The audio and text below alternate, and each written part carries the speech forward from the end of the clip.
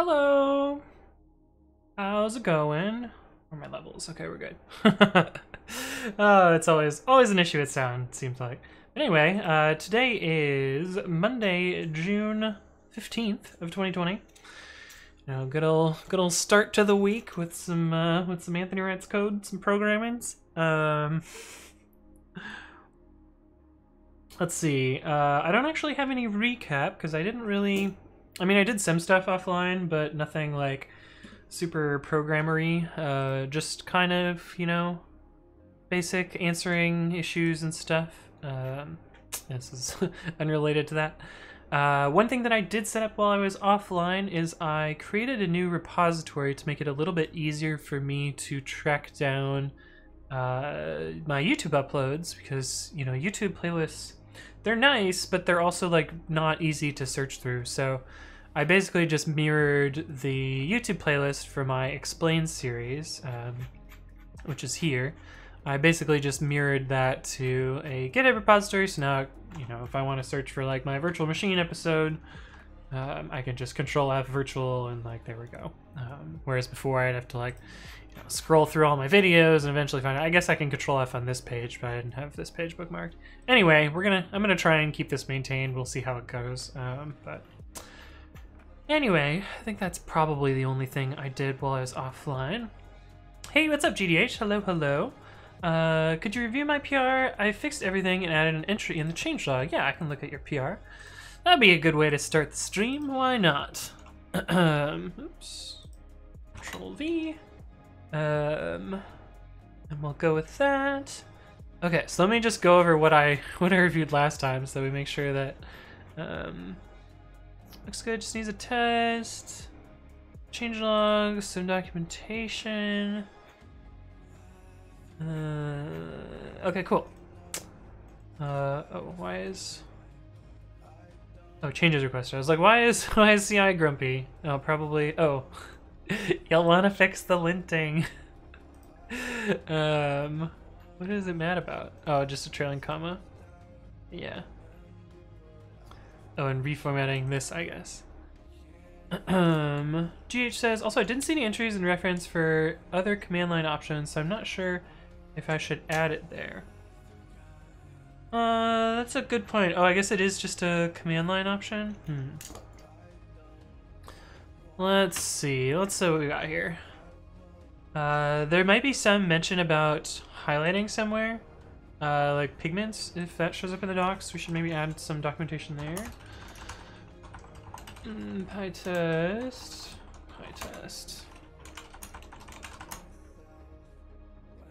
Git grep pigments in the docs. No, that's not docs. How's the music volume today? It seems a little quiet. I'm gonna bump it up a little bit. What could go wrong? Anyway, let me know if that ends up being loud. So it's mentioned in the changelog. Huh, yeah, but it's not mentioned anywhere in the documentation. So, that's a good question. It probably should get documented somewhere eventually, but I think it might be fine to just leave it out for now.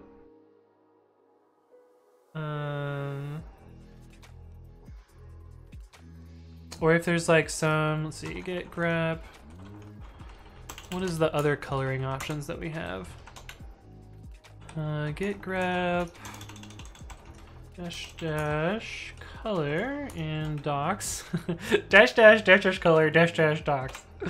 Okay, so it doesn't look like there's any color option. Whoa, we don't even see the word color at all in the docs? Whoa, really? Oh, do I have the wrong folder? Oh, it's doc. Oh.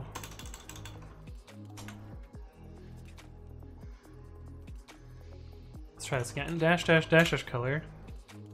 Release notes, changelog. Yeah, it's not even mentioned. So, yeah, I guess it's fine to probably leave that out, given that nothing else is there. Let's look at this. Oh, so this isn't how changelogs work for PyTest. In PyTest, the contributing docs go over this, I believe. We have changelog fragments, and so what you end up doing is you make a little file inside doc and changelog. So inside this directory, oops, you'll make a file similar to these ones here, and this README goes over how to do it. In your case, it would be whatever your issue number is, feature. Yeah, so .feature.rst, and you'll put that in there instead of editing the changelog file directly. This file gets generated, so you don't need to touch this. I'll just leave a comment here. We manage changelogs for new features by adding a changelog fragment. You can see how these are set up by looking at the changelog directory. There's a bunch of files in there already that you can base yours on. The contributing guide also covers changelogs as well. We'll link this for you. But how's chat doing today? How are you guys? I feel like it's eerily quiet, and I don't know why. Usually you guys are talking a lot more. I'm feeling a little bit alone. I don't know what that's about. Hey, what's up, Hugatoss? Hello. Where did that tab go?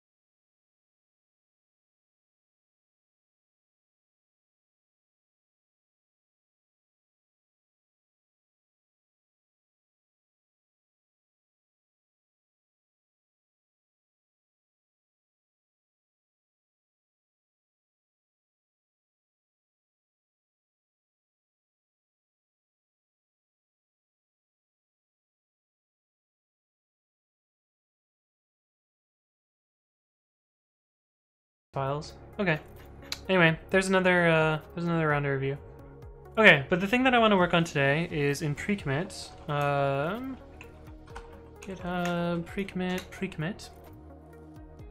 And this really old issue that I've just thought of a way to fix it, kind of. And this is to get better support for Ruby on Windows. Which for some reason I had tagged as JavaScript way back when, but now it's a little bit fixed up there. GDH says the value error thing was failing for some reason. I didn't understand why we're testing raising value error for a code highlight option.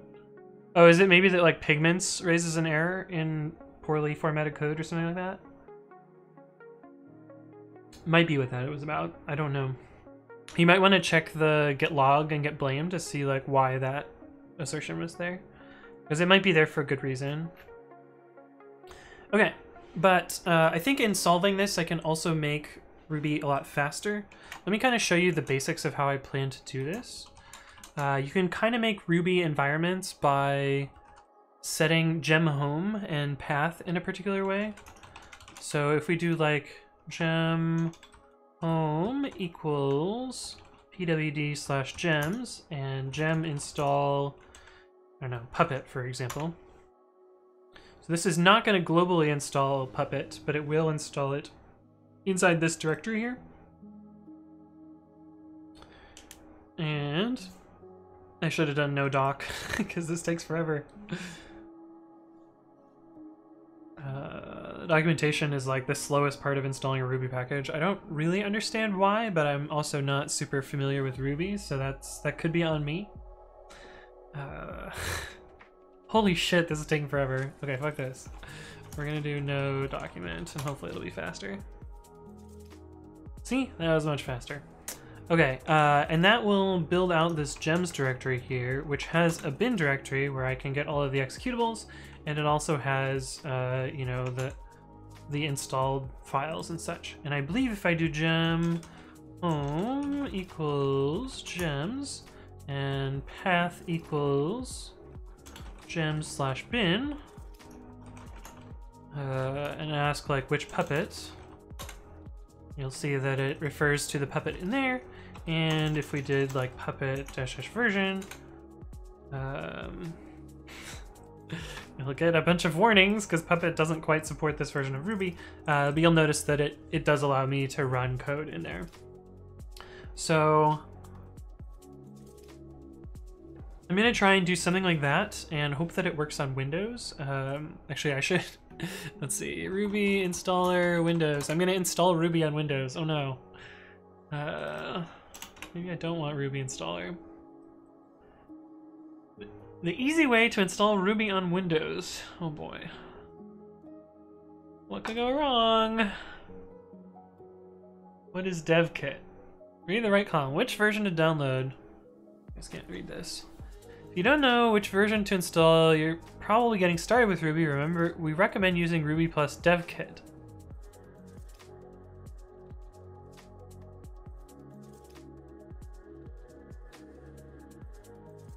Okay. Why do they suggest 2.6 instead of 2.7? Alright, fuck it, whatever. We will follow their instructions. What could go wrong? Alright, let me open it.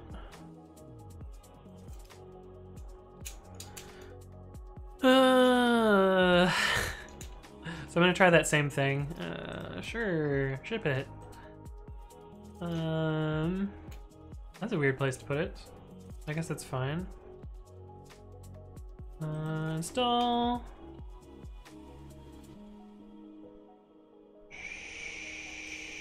Sure. I guess we're installing yet another copy of MSys2. I'm pretty sure I have like 3 different copies of MSys2 on my computer right now. But what are you gonna do, I guess?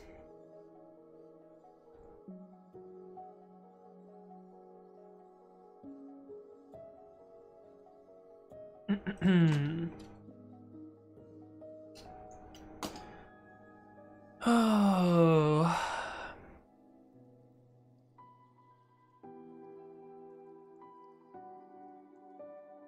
Why is it taking so long? Hurry up.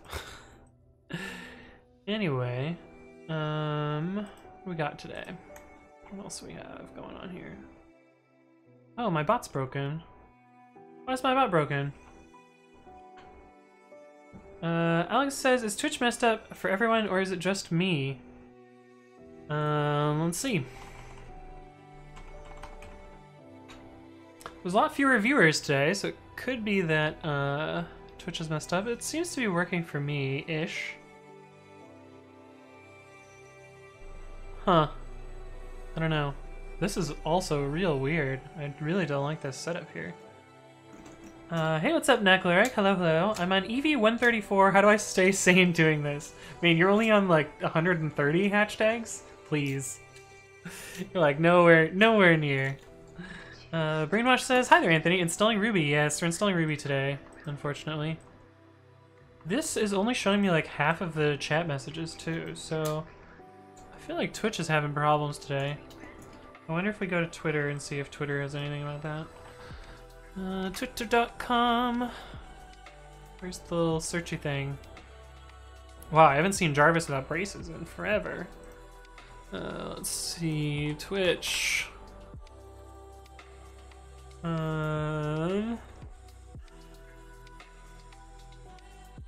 This is a risky scroll. Twitch is down, okay. Well, shit. Hey, what's up, Physics, please? Hello, hello, and Rizax. Pause the stream, I'm on. It doesn't go to the new one. Twitter says that Twitch is down, so maybe this will be not the most fun stream. Netflix says 134 out of 650. Can't believe this used to be way harder. So the thing with hatching eggs is it's not even a guarantee. It's just like likelihood of getting the shiny. Well, should I continue streaming or should I just say fuck it because Twitch is down?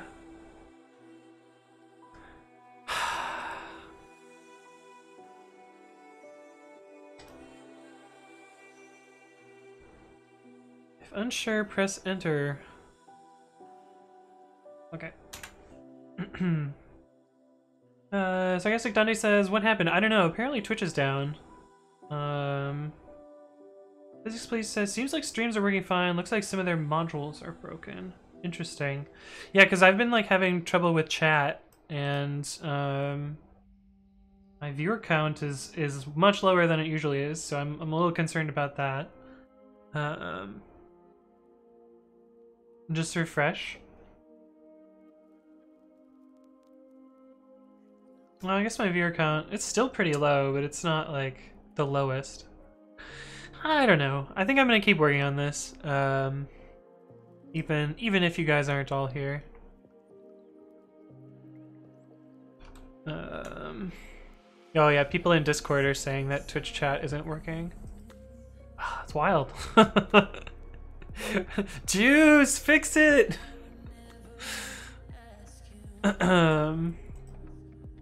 But yeah, there's not that many in chat today, so oh well. I'm gonna keep working, even if you guys don't say much, and we'll just deal.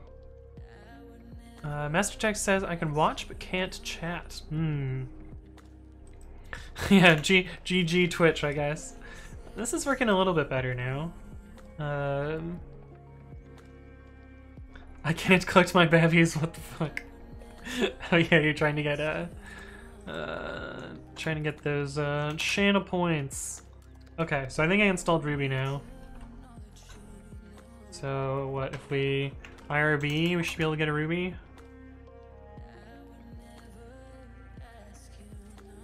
What? Oh god, what have I done? I've fucked everything. Let's try that again. Oops, that's not that.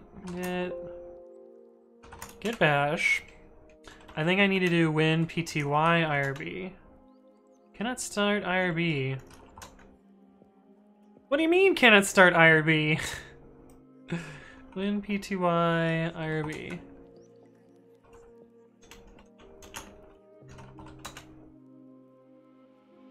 Not a valid Windows application.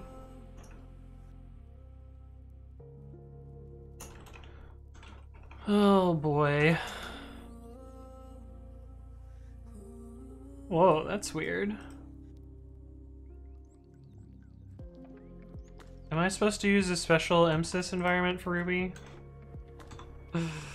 MSys. I don't know.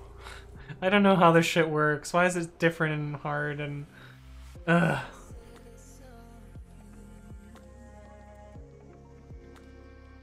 There is an irb.cmd. Maybe I'll try that instead. Oh my goodness. Twitch is super messed up right now.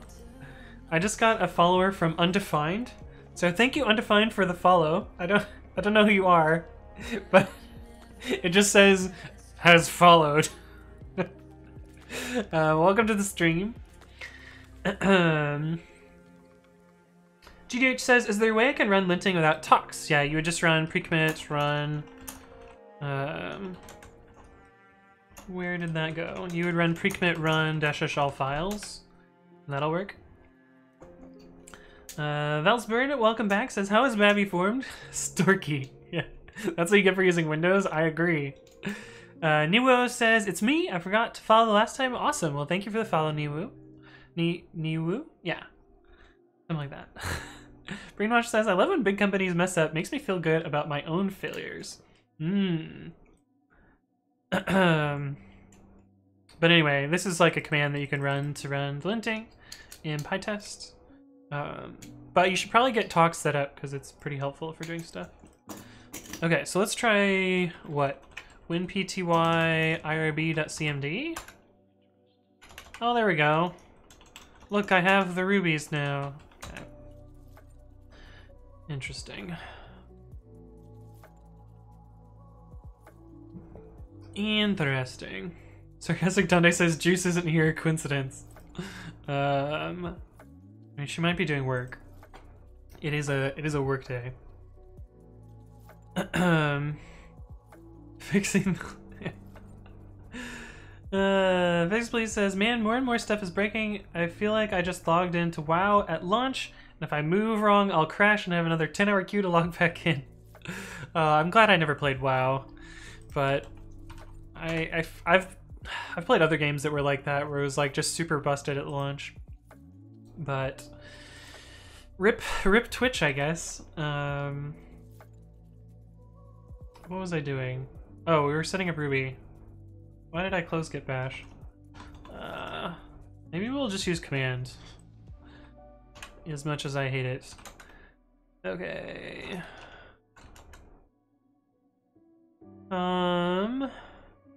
So basically the way to do this is like set gem home equals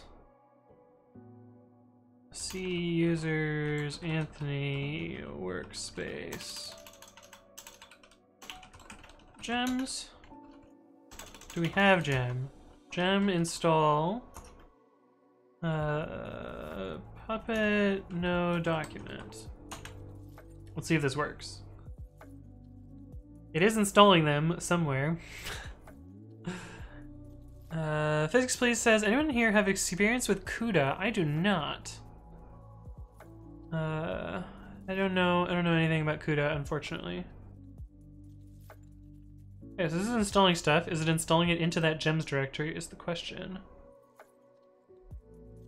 We'll find out soon. Hey, what's up, BertDev, who says, someone unravel. And links a Stack Overflow article. So, show/hide in map React. I don't know much about React, unfortunately. There might be somebody in chat that knows how to help you, but I unfortunately do not. Alex says, I played with it a long time ago, like a year ago. I see. Sorry, we already uncovered this duplicate. Wait, was it a dupe? What are you doing? Oh, I bet I have something highlighted. Okay, there we go. And it did install it into gems bin. Okay, that's good. Okay, I think this will work. And if we do, let's see, set path equals C users. Oh, I guess we can just do gem home /bin path, and then we do which puppet and puppet version. Okay, I think this will work. This is actually gonna be super easy now that I think about it. But let me clean this all up. RMRF gems, and we'll go back to Linux because I think I can do this mostly in Linux. Bert Dev says WTM for 2 keyboards. It's actually, well, it's a split keyboard. It's fancy. It's fancy Kinesis Pro, or Kinesis Freestyle Pro. It's fun.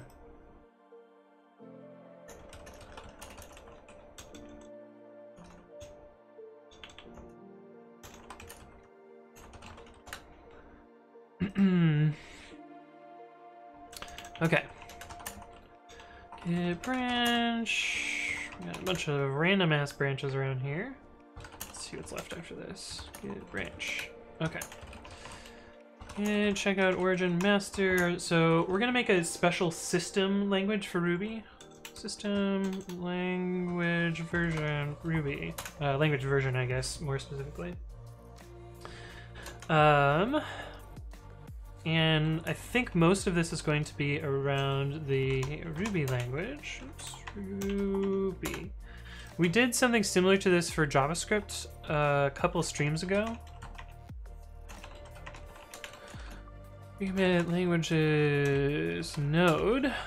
So in node, we set up this get default version function, and if we were able to find several executables, we made this special system type, and that changed how this works. So we're going to do the same thing here. So we're going to define a functools.lru cache max size equals 1, get default version, which is going to return a string, and hey, what's up? Does not eat booty. Thank you for the follow. Welcome to the stream. I mean, I guess if that's your thing to not eat booty, teach their own, I guess. But welcome. Let's see if all. Let's see, parse shebang dot find executable exe for exe in. I believe we need to have both Ruby and gem available. So we will put both of those there. And if we can find both of those, then we can set up the special system type.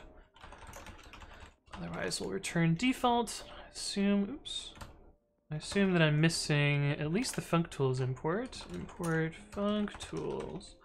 We're also missing parse shebang from pre-commit import parse shebang. I believe that's the first half of this.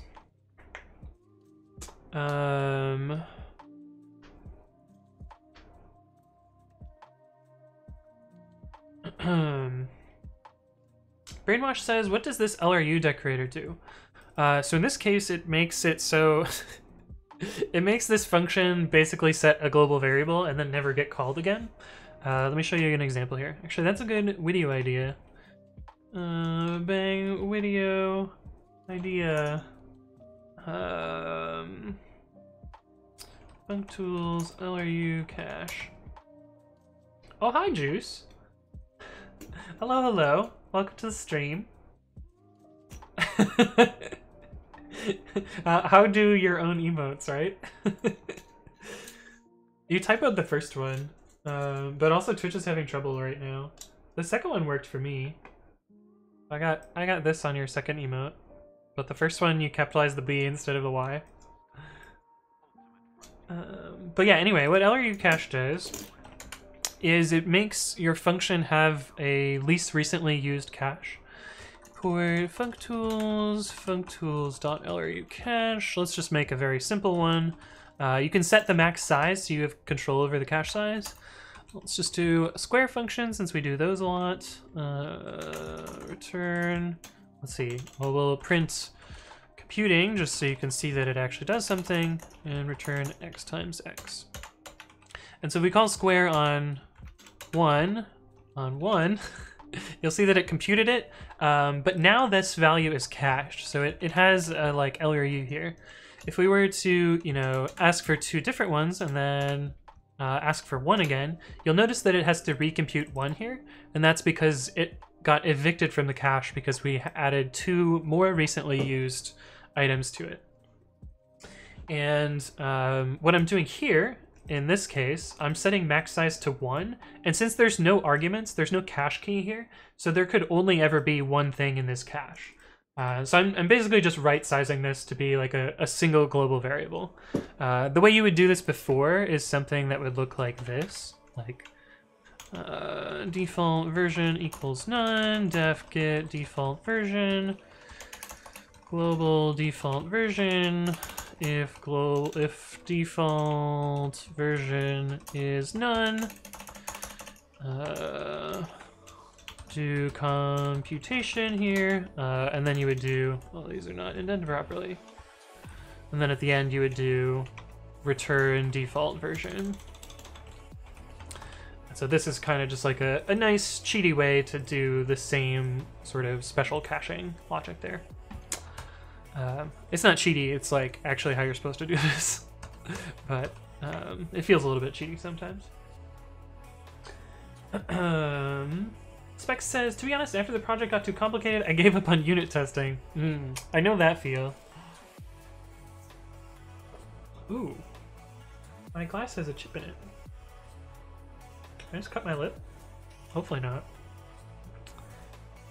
Ju says, I don't see my own emotes. Yeah, Twitch is having trouble today. Not just with emotes, but also like chat and widgets and stuff. Chat has been mentioning. That's super handy. I never guessed this exists and would have implemented something myself. Yeah, there you go. Hungry Hippo says, question, which freestyle keyboard keys do you have? The cherry brown or the quiet reds? I have the quiet reds. I wish I would have had browns. I like browns better. But I have reds, they're fine. Hey, what's up, the on the server? Hello, hello. Or oh hi. Welcome back, friend. The channel points champion is in the chat now.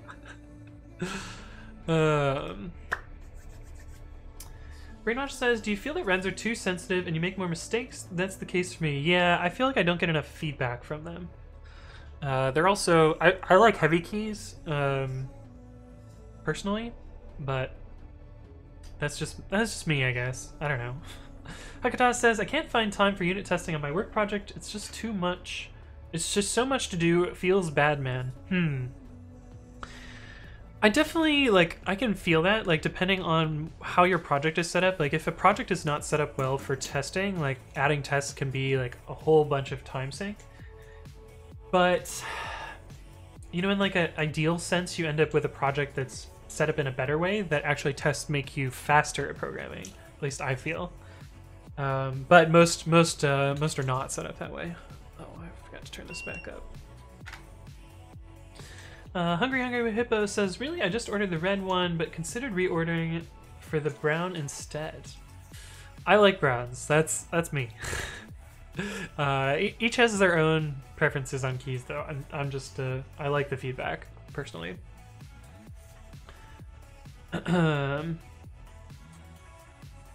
Juice says, I'm now engrossed in the incident chat around what's going on. Ooh, so Juice knows what's up now.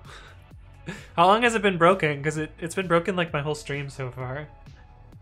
Hungry Hippo says, I don't like sound, but I like feedback. Yeah, me too. I don't like clicky sounds. Except, I guess it's not completely true. I have some stuff that's clicky, but it would drive me up a fucking wall if my keyboard were completely clicky. But like, this little guy has really loud stuff. But this is like my only thing that's super clicky. Everything else is like, well, these are reds, and my other keyboards are clears, and like they're not super loud. Boings Type says, how to set up a project to make it easily testable. So it's not always a good thing to, or not always an easy thing to answer. But in general, what I try and do to make code more testable is to set up as much as you can as pure functions, so things that take an input and produce an output and don't perform side effects. Now, of course, like, there is no interesting code if everything is pure functions. Like, you can't, like, you know, make a network request or write to disk or anything like interesting like that. But I'd like to, like, you know, take as much of the code and, you know, layer it into chunks that are easy to test inputs and outputs, and you will necessarily have some code that's, you know, going to be more difficult to test because it performs side effects. But as long as you isolate those side effecty parts and, like, you know, write a unit or write like an integration test for those, most of your code can kind of avoid the side effect complexity.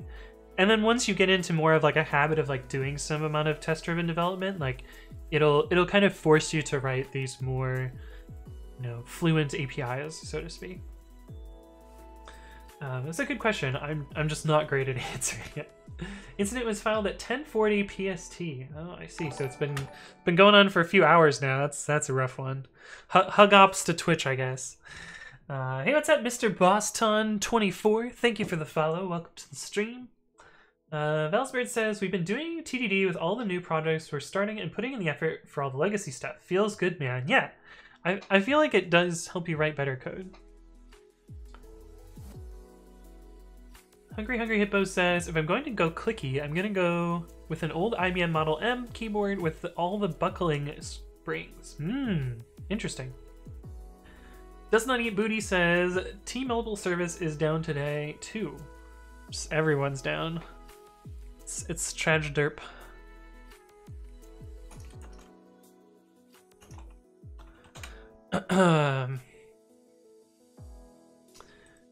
But yeah, so I think in order to make this work, I've introduced this, which will add a new system type for this, and I will adjust this environment patching, which I believe just needs this setup and nothing else. Hey, what's up, Arabanal? Thank you for the follow. Welcome to the stream. Let's see. So if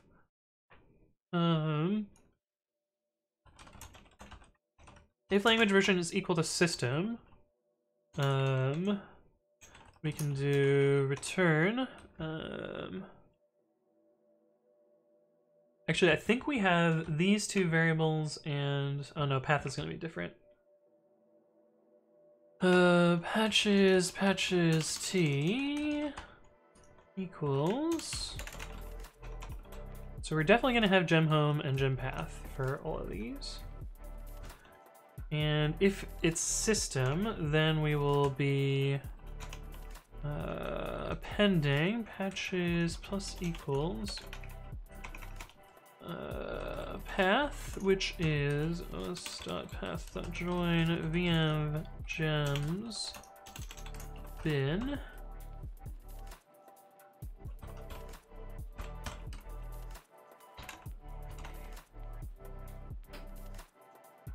And if it's not system, I think we are doing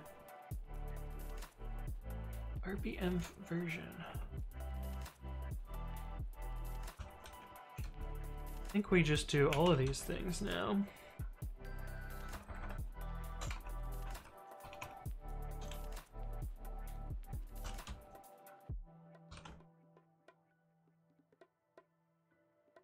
What does default do? Spec says, why won't you read my big message? I didn't see your big message. And neither did my bot.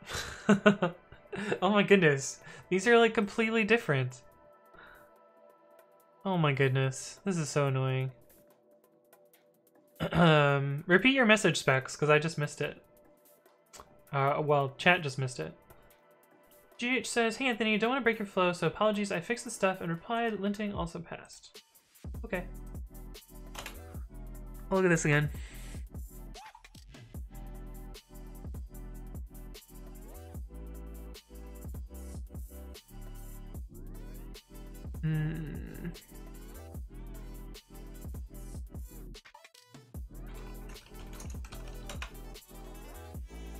Okay. It won't show up? That's so weird. I see your bangs and ats though. Are you trying to redeem channel points, maybe? Okay, that looks good.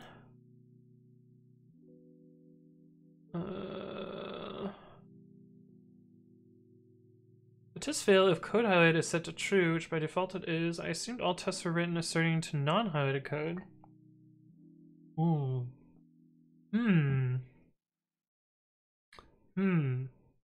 I guess I'll have to check up on this, but I think this is not right.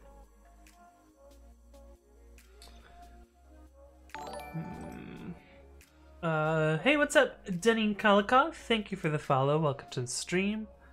I suspect this shouldn't happen here, and maybe we'll need to adjust some of the tests. Not 100% certain, though. That looks good. This still didn't get fixed. This looks good. I don't know why this changed. I think this shouldn't have changed.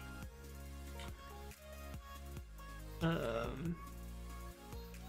yeah, I'll take a closer look at this later. I have it unread in my inbox.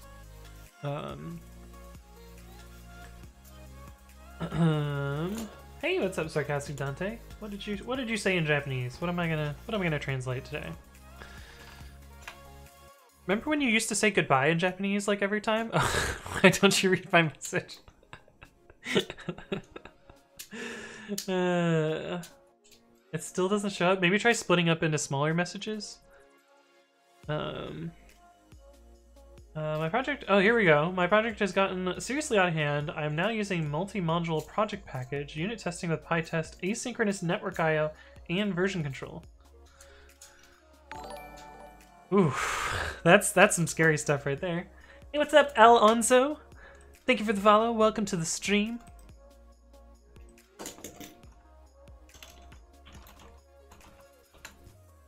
Hopefully you're doing well.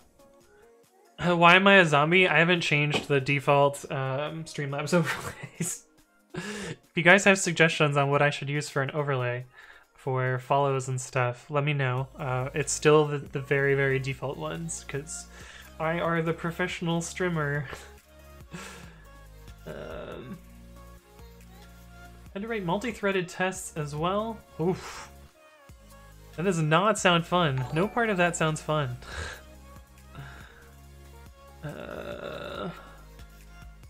Hey, what's up, Stacked Code? Thank you for the follow. Welcome to the stream. Hopefully you're doing well. Okay, I believe we just need to plus equals this. So in the system version, we're just putting the gem path, bin path. Oh, these parentheses are wrong. Oh no, are these parentheses wrong? I have not implemented, let's see. 1, 2, 3, 2, 3, 2, 1, 0. Okay, they match up. I got all my buddies in a row.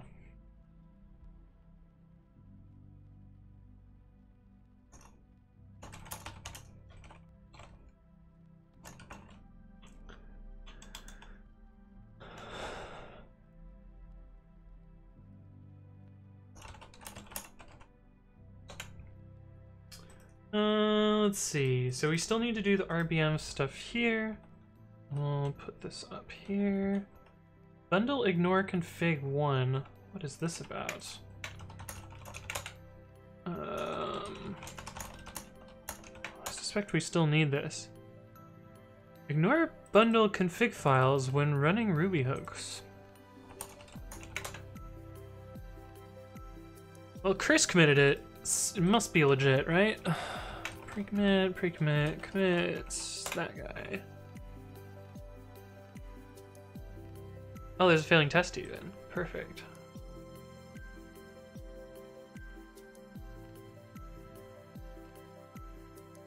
Okay, so we probably need this in both cases then.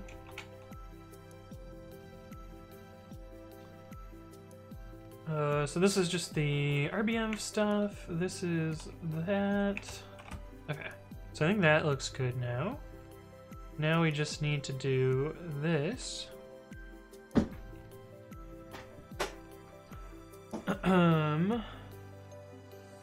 Don't Break the Rules says, what are you writing in Python, sir? So you can do bang project, and it'll show you what I'm working on.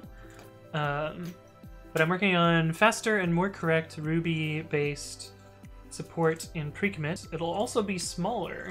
Oh, it'll save on disk usage too. Actually, this is gonna be a really cool change. I'm pretty excited for this, actually. And it'll remove bash in a bunch of places.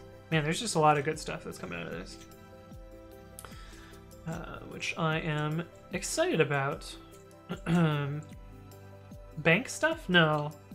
Nothing to do with banks. Precommit is a GitHooks framework. The TLDR for Precommit, I should just make a fucking video about this. Let's see, video idea introduction to Precommit. Will my bot work? Okay, yeah, it did. Cool. But yeah, the basic idea behind Precommit is it is a tool that supports multiple programming languages and knows how to install other tools. And most of those tools are around like linting and code formatting. So the basic idea is you set up this configuration file which lists like a Git repository and a version and some tools that you want to run. Or a bunch of Git repositories. So in this case, it sets up precommit hooks, which has some white space and YAML checkers, and black, which is a Python code formatter. And it knows how to integrate with Git hooks, as well as installing all of those tools and then running them on files in your repository. And this is a framework that I created myself. And I made it originally in around May of 2014, and it's been, you know, improving and spreading since then. It's the thing that I put the most time and effort into, and I'm the most proud of. So this is kind of like my project. But anyway, we're working on improving the Ruby support today because it doesn't work on Windows. And if we look at the issue tracker, the absolute oldest open issue from February of 2015 is supporting Ruby on Windows, and so I want to finish this off and get it done. Hey, what's up, Tubeworm, who says snack with 4 C's. Damn, I'm really upgrading today. But how's it going, Tubeworm? Am I a snack? Is that what you're trying to say? Oh, buddy.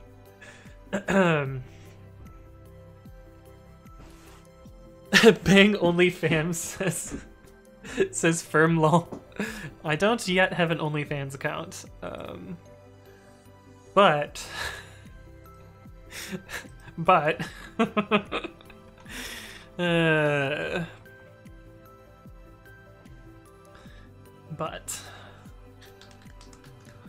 okay, how does this work? Install RBenv. Okay, so I think what this is supposed to do. Oh, I don't know that we'll ever have c.default as a version here. I think that's no longer going to be a thing. Because it should always be system or something else. Oh, maybe we will. Maybe that'll still be there. I don't know.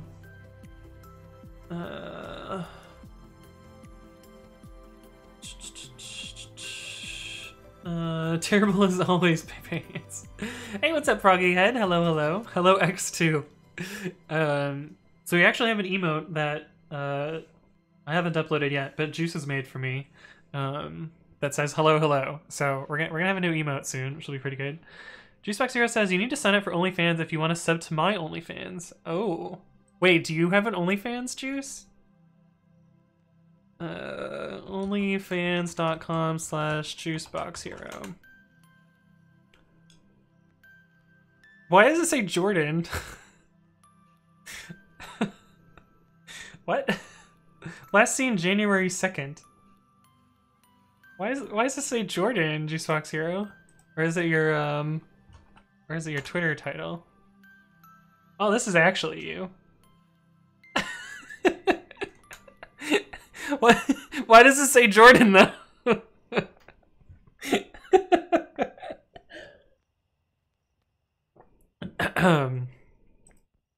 But you do have an OnlyFans. How do I get on this? Why does it say Jordan?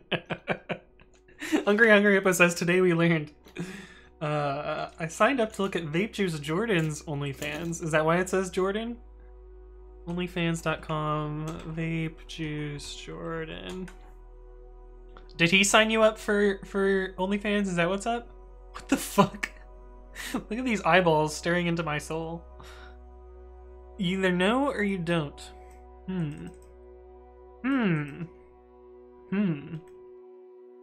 What a weird coincidence.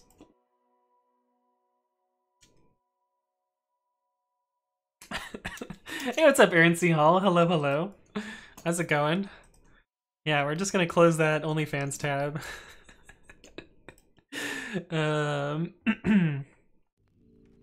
Okay, so if we have the system language version,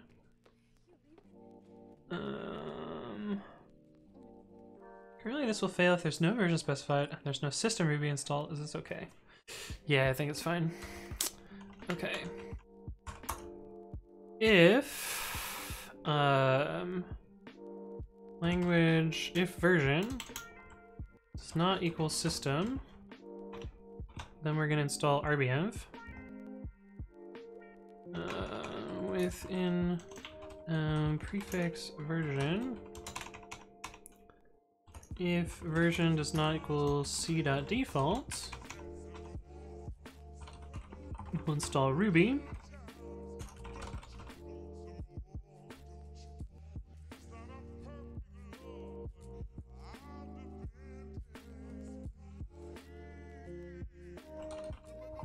Why does this have a keyword argument?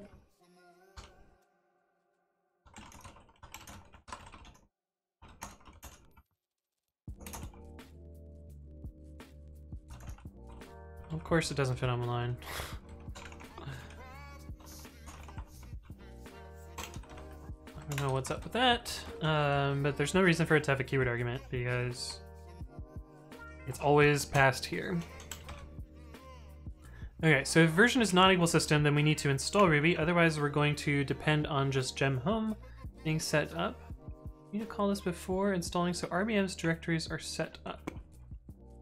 So we need to put this into here as well. Just gonna assume that past me knew what was going on.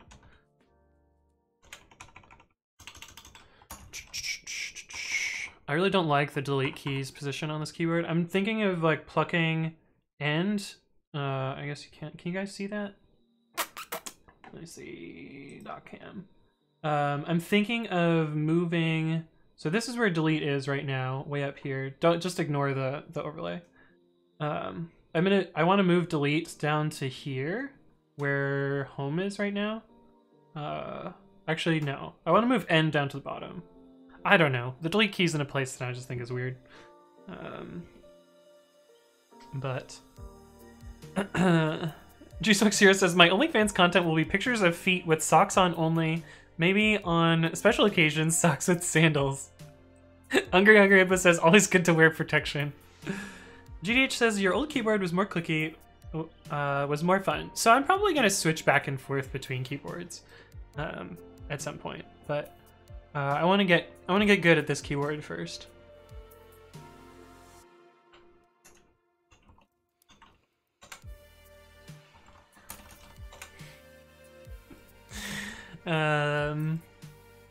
But yeah, for now I'm gonna be using this keyboard. Why did I fuck this up? Okay, so we moved this up here. We need to call this after installing to set up the shims. Okay, so we need to move this here as well.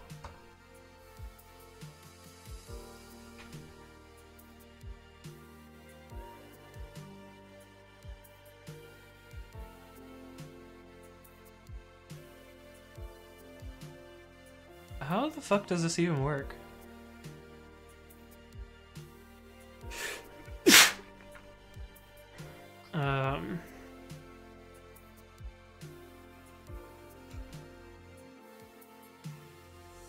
Anyway, this is the slow path that we're kind of eliminating in the like general case.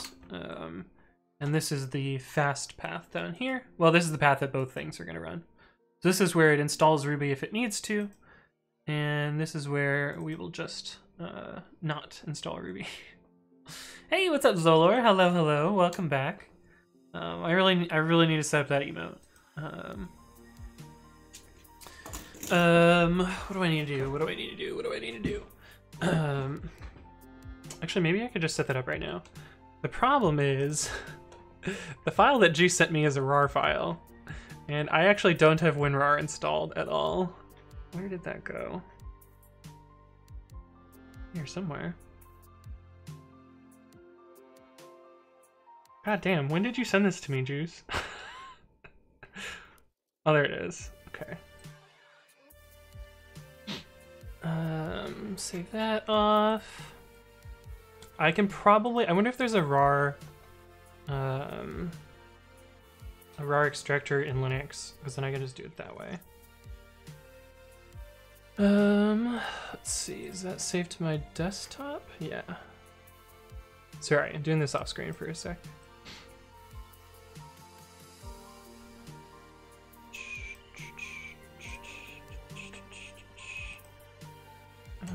Extract RAR file Linux.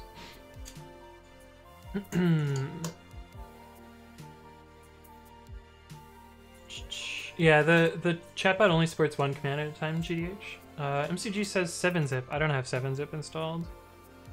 We'll just do it on Linux, which is fine. Zoller says, your last Anthony Explains regex was so good. I always hated regex, but this made so much sense. Awesome. Well, I'm glad you like it. For the thing that Zoller is talking about, I'm typing Zoller into get it into Google Chrome. But what Zoller is talking about is I did kind of a well, it was actually one of my longest videos, but a tutorial about getting started with regular expressions or regular expressions, because I pronounce them regexes because I'm wrong and okay being wrong.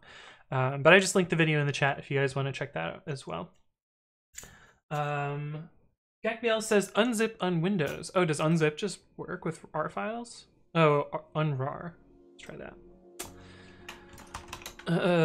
Sudo apt install unrar. And my password on my VM is bad password. So yeah, I know I'm typing my password with keyboard cam. But it's fine, it's fine. Everything's okay. Okay, make dir x. Oh, we already have an X directory. CP media sf anthony.rar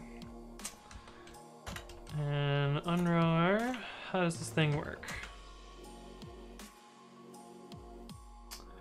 I am already much concerned. Unrar dash help error unknown option dash help and then no new line at the end of it. Juicebox Hero says, I went pee, what are we doing right now? I'm gonna try and upload your emote that you sent me. But Unrar is broken. Wait, what? Should I not unzip this file? What if there are other things in that RAR? JK, okay. It's like, what have you sent me, Juice? Unrar, Linux, GitHub. Let's see if we can fix their shit.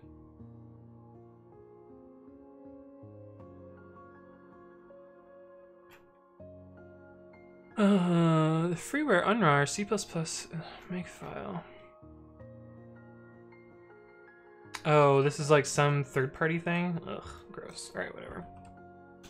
Man, unrar. No, I got it.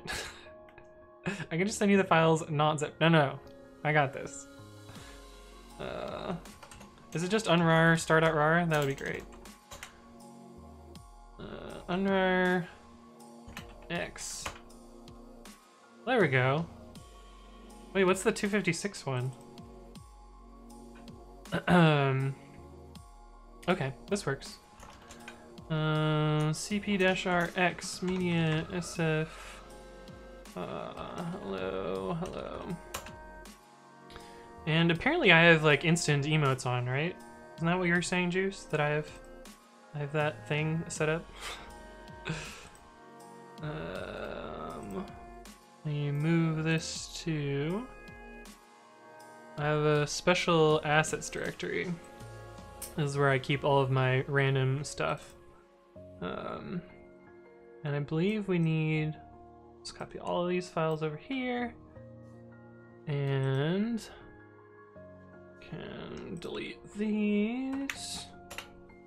And then I'll go to Twitch and upload the emote, I guess. Let's show my stream key. That's how this works. Dashboard.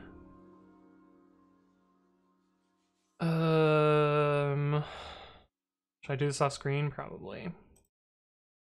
Where is it? Preferences, affiliate, there we go. I'm gonna do this off screen just because I have the concerns. Let's see, emotes. Your emotes are instantly uploaded. How do I do this? Oh, here we go, upload emotes. 28 by 28. Let's see. Assets. This one. 56 by 56. That one. 112 by 112. And this will be called Hello, Hello. Your new emote is now ready to use. Okay, so in theory, you guys should be able to... it's not tab completing. No, it didn't work. Do I have to press save somewhere? Refresh. It shows it there. This is what I see. Twitch is broken right now. Emotes aren't working? Oh, the emote service is down. But anyway, we will have a new hello hello. Thanks to Juice. So that'll eventually work. Oh yeah, emotes are not working at all. Jeez. Okay, well. Anyway. Oh, I didn't want to close that! No. I wanted to close the tab, not the window. Dang it. Oh, well. Okay. Anyway, we'll have this back again. Okay. But now... I'm just gonna purge Unrar because that program seems a little bit sketch. But I think this is right. How do I test this though? Test repository -k Ruby. Let's see just if the Ruby test file. Off to a good start there. 48. I forgot a colon. One of the annoying things with Python. Why? Let's see. Baldclap says, wait, I missed it. Why is Unrar sketchy? So it did this weird thing when I ran help. Where was it? This tab? Yeah, so when I ran help, it like spazzed out and like messed up the output, which like, if your program doesn't support help properly, I'm a little concerned about it. Oh, it works. Juice was able to post it. Nice. Anyway, there's the hello hello emote.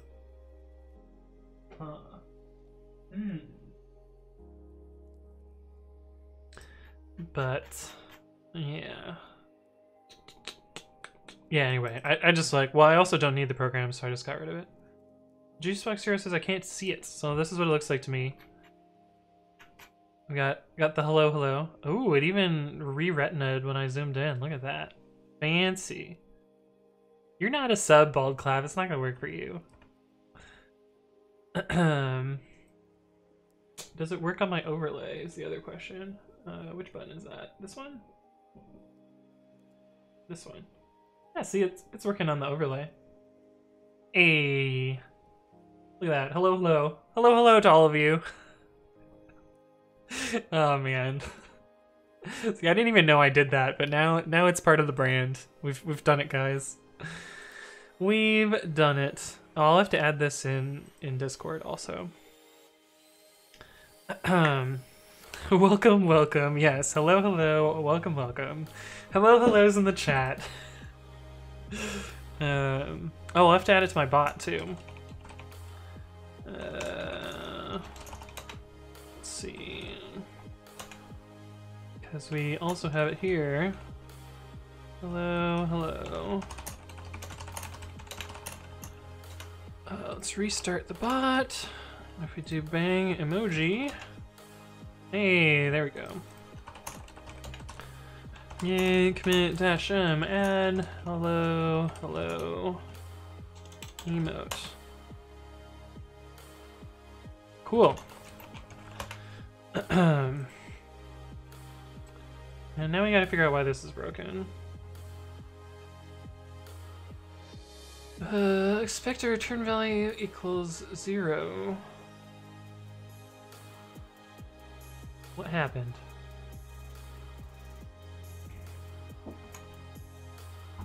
Let's use dash PDB, which will allow me to jump into breakpoint when it fails. Executable Ruby hook not found. Well, that's a problem.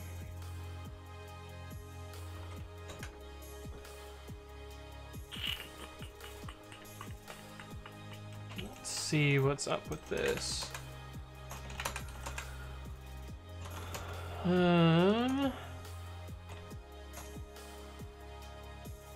Test Ruby hook 0.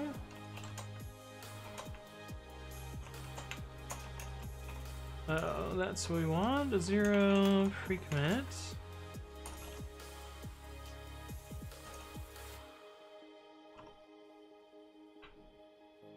Why did it put that there?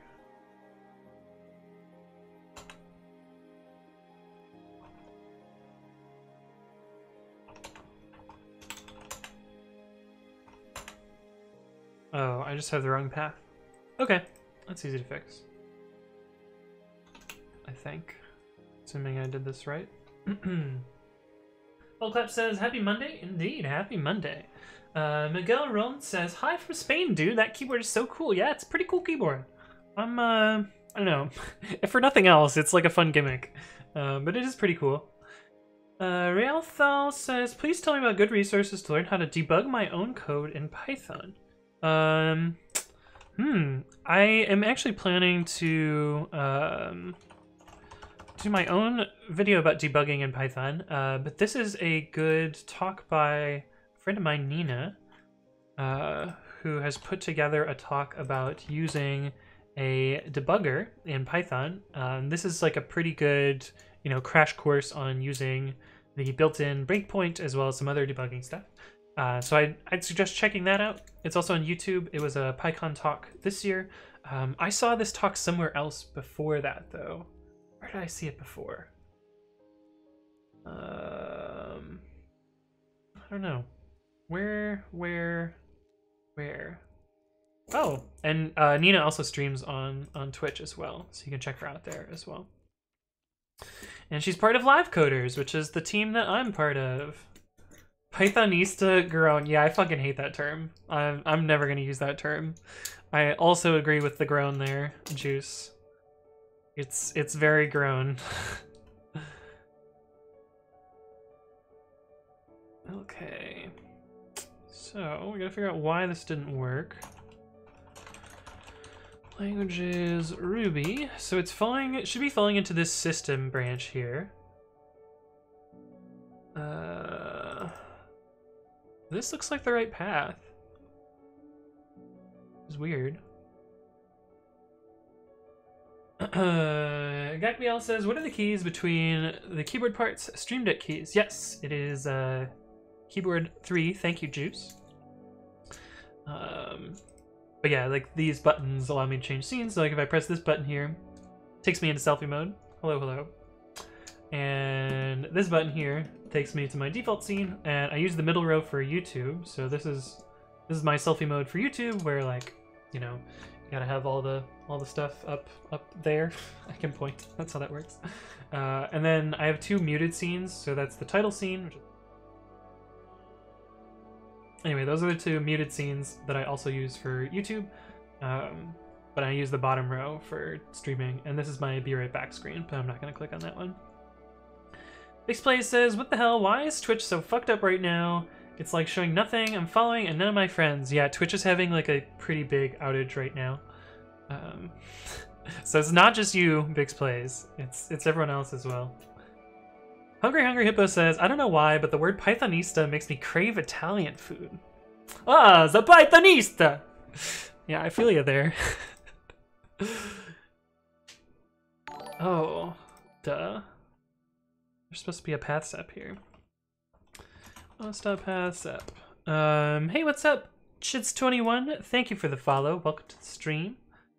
Hopefully your day is going well. Mine's going pretty well. As well? Well as well?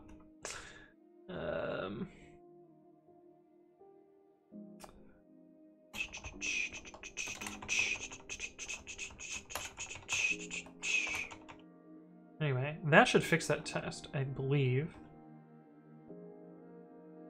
Where's the tab? Here it is.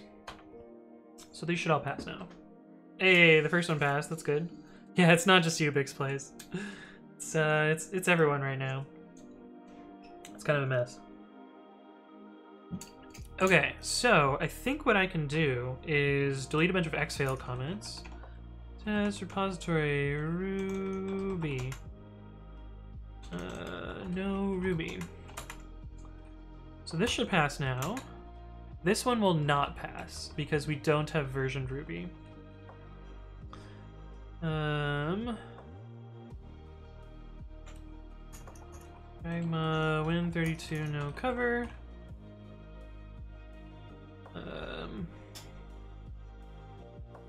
Test run Ruby hook with disabled shared gems. Gem lol high. I wonder why this uses the versioned Ruby hook. Seems a little bit different, but Pragma no Win32 no cover. Do we have any other Ruby stuff here? Yeah, we do. Test additional dependencies installed. So this, I should be able to delete that. This should pass on Windows now.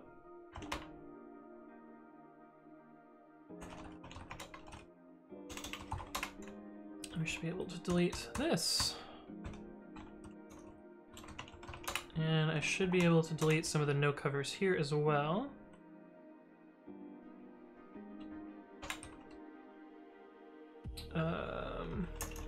Pragma Win32 no cover. So this branch will not get hit on Windows. That's fine. Pramga. I can spell. Pragma. Hungry says, someone at Twitch needs to learn to not mess around on the production server. I'm sure that's not what it is. I'm sure it's probably like some cascading failure due to a dependency in some way. Hey, what's up, Cray? Hello, hello. Bixplays says, I guess it helps that a lot of Japanese is like 3 characters. I'm confused what you were referring to.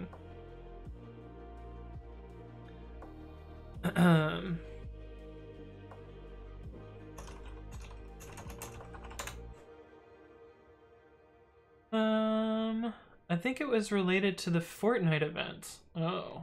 Are we gonna start flossing now? Is that what's going on? Can't really floss in a chair though.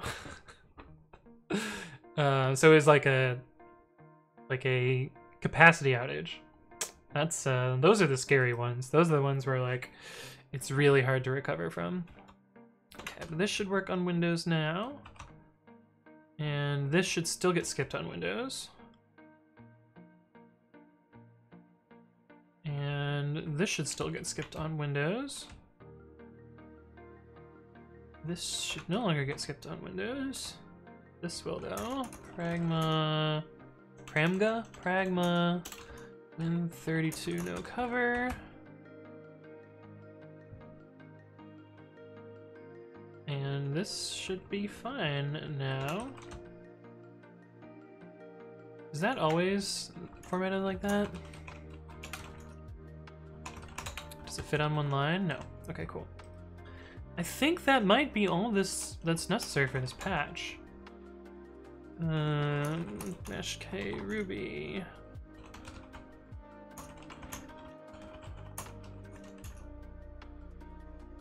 And coverage reports. Let's see what coverage has to say about. I forgot to activate virtual env. Oh, I see. Test install RBenv.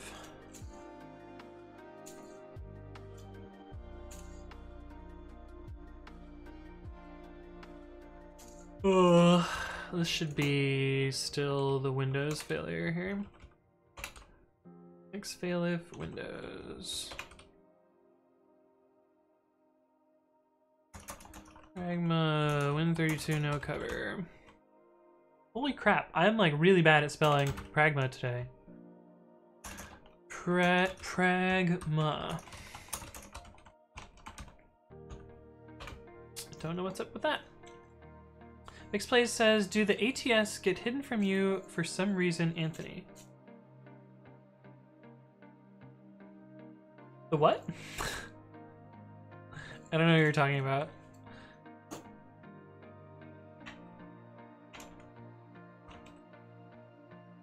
What are you referring to? The ats? Are people adding me? I don't know.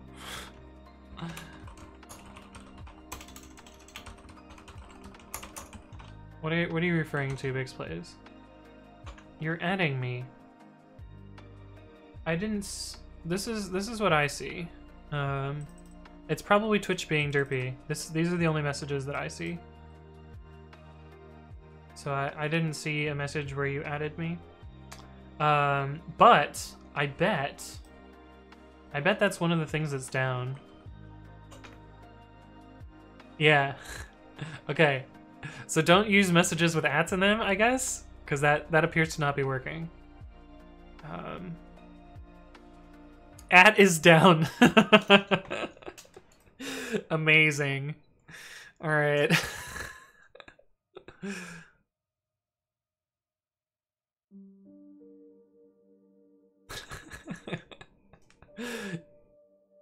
You would think that if at was down, it would just fall back to like just sending the plain text message.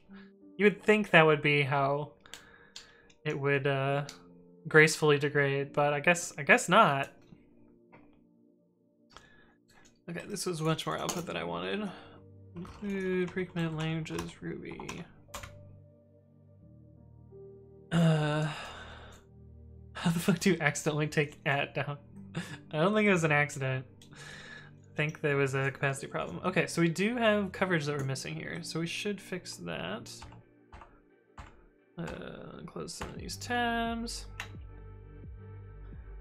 Hungry Hippo says, where's one of the Twitch employees that streams when you need them? You guys. You guys.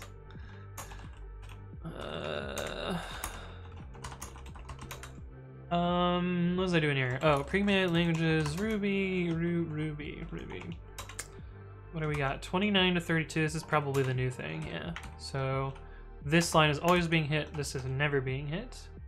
125 to 128. 125, so this is always true.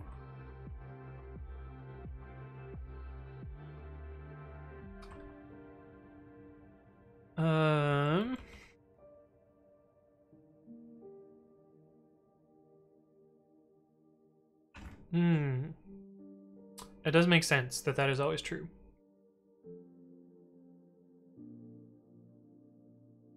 Interesting.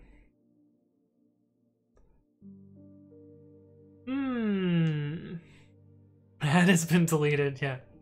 RhinoGS7 says, very nice ambient music in your background. Yeah, so the music that I'm listening to is a copyright-free playlist on YouTube. by a channel called Here We Go, but it's a pun, so it's H-E-A-R. I really like that pun.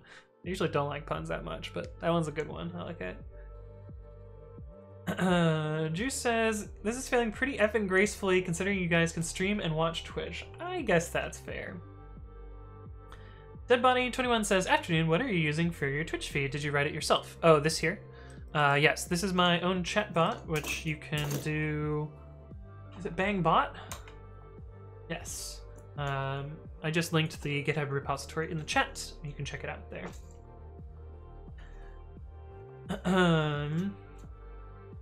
Mixplay says, the ad messages show for me because I typed them, but apparently no one else can see them. Yes, indeed. That's how they seem to be working right now. Alex says, it's basically back to normal for me now. Bangbot, yeah. Yes. Yes, I did just type Bangbot. Okay. Test languages, node test. I believe the node test does this.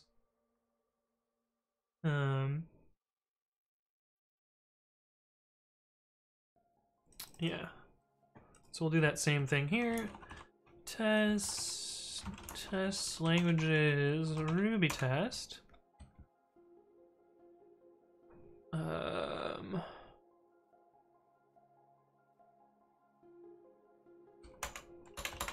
Interesting choice there. That's fine. Actual get default version equals ruby.get default version dot wrapped. The reason that I'm doing this is I'm unwrapping the LRU cache decorator. Find exe mock. Need the same thing here with mock.patch.object. Oops. Parse shebang. Find executable. I should have just copied and pasted. I don't know why am I typing this all out. Yield mock. And I think that's all we need to do.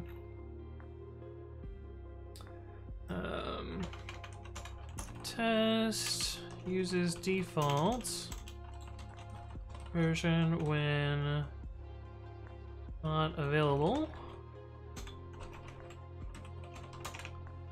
Mock.return value equals none. Assert actual get default version is equal to c.default. Test uses system if both gem and Ruby are available.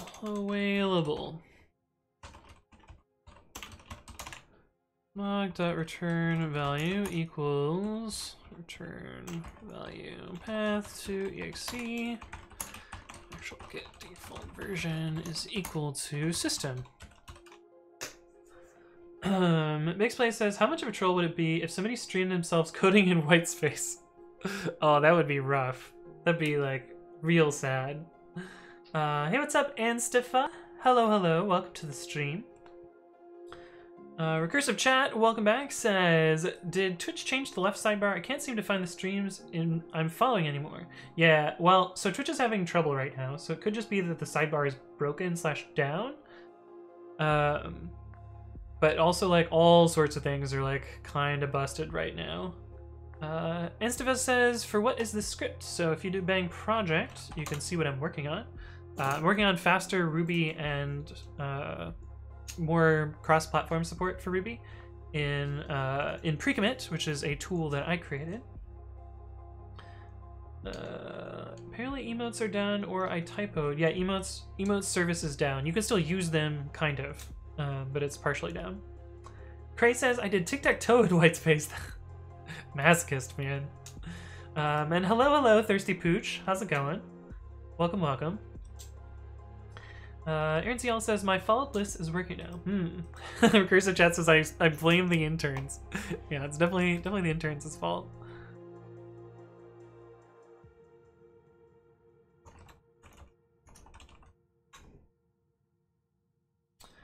Hello friend says, are you 5head? That's an emote, right? What is the 5head emote? 5head. It's bigger than 4head, right? I do have a 4head. Look at me showing some skin on camera.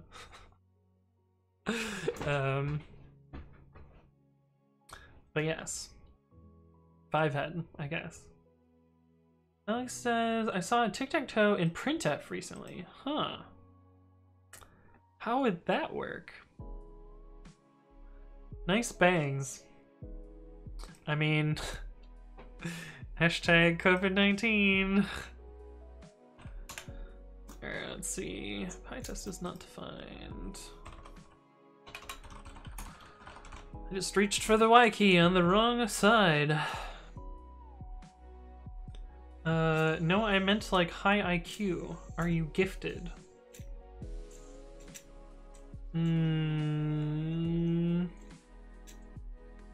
What do you mean? I don't know, I don't take IQ tests. Presumably I am, you know, big-brained as they say, but I haven't taken an IQ test in a really long time. Mixplay says, by the way, Anthony, have you seen this? Freaking hilarious. Really want to learn it just so I control people.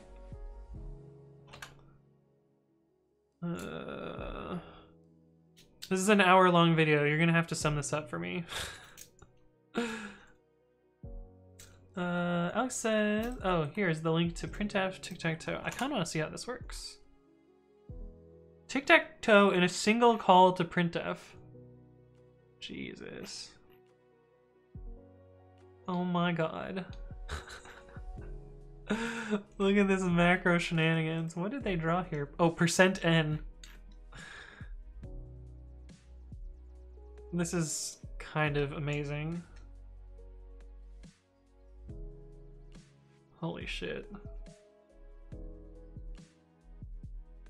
Oh, they have a loop. It's a little bit cheating. They have a loop at some state here.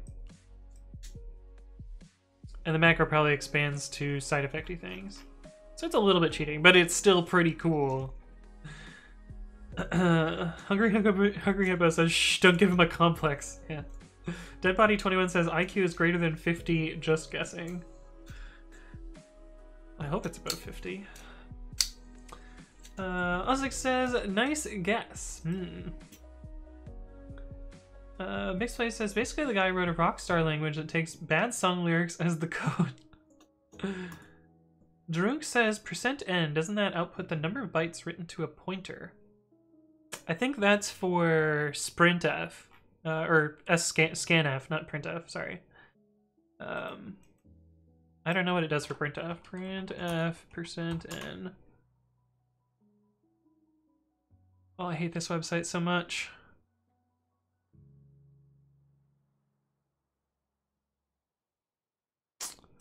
Well, fuck that website. We go to my next least favorite website. This is like the W3 schools of C++. %n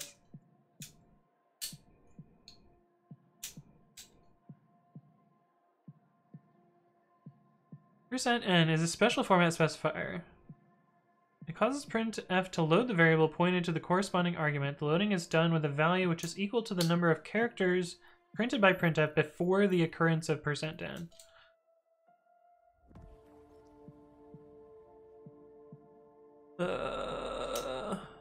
Okay. That makes sense. Yeah, so it is basically that. But I don't know why you would ever use it for printf. But I guess it makes sense. Maybe you're using it for like aligning with spaces and stuff. Oh, it's written because of the meme job listings asking for Rockstar developers. That's pretty good. I like that. Mock is not defined. Oh. So you cannot spell. Let's try this again. And then we need to figure out how to add coverage for that other thing. Is @ still not working? Let's see if the bot picked that up. It does appear to not be working because I sent a message to Anthony Wright's CodeBot here. Aaron Cial says, I ran an IQ group on LinkedIn because the unofficial Mensa group was trash. We didn't bother checking any test scores, made friends with the biggest chip on his shoulder dude who thought he didn't qualify to join by pointing out he was using a computer on LinkedIn, had a college degree, and joined an IQ group, so he's probably pretty smart. It was a great group until I accidentally made the group public, and they wouldn't let me change it back, then the group died. So it's pretty much Nickelback lyrics turned into this code. Look at this code! Oh, I was gonna do a second line, but now I can't think of the next line in the actual song. Oh, what is it? Look at this photograph. Every time I do it, makes me laugh. Look at this code! Every time I do it, makes me cry! Because all code is sad. Juice says, never mind, meeting got canceled. I don't think I got your first message, so it just looks like you're like, oh, no meeting for Juice. No, more like cheesy 80s rock. You're lucky the clip service is down as well. Well, it'll still be on YouTube.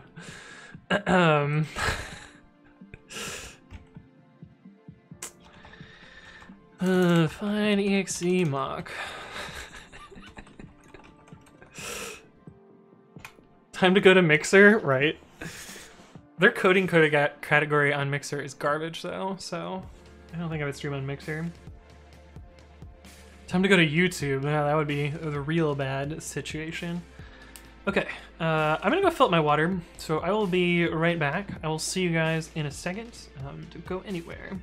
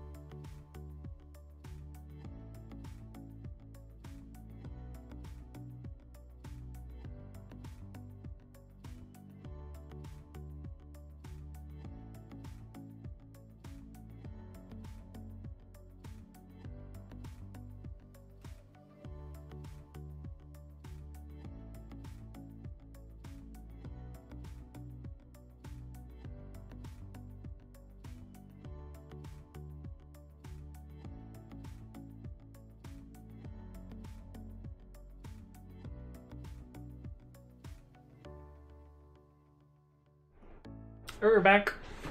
I got water. How are you guys doing? What did I miss while I was away? Time to go to YouTube. Hungry Hangover says, well, until OnlyFans starts a streaming service, do they not have a stream? Isn't that kind of the fucking point? Like, it's basically like a glorified cam girl service, or cam guy service, or cam person service. Like, I'm not gonna judge.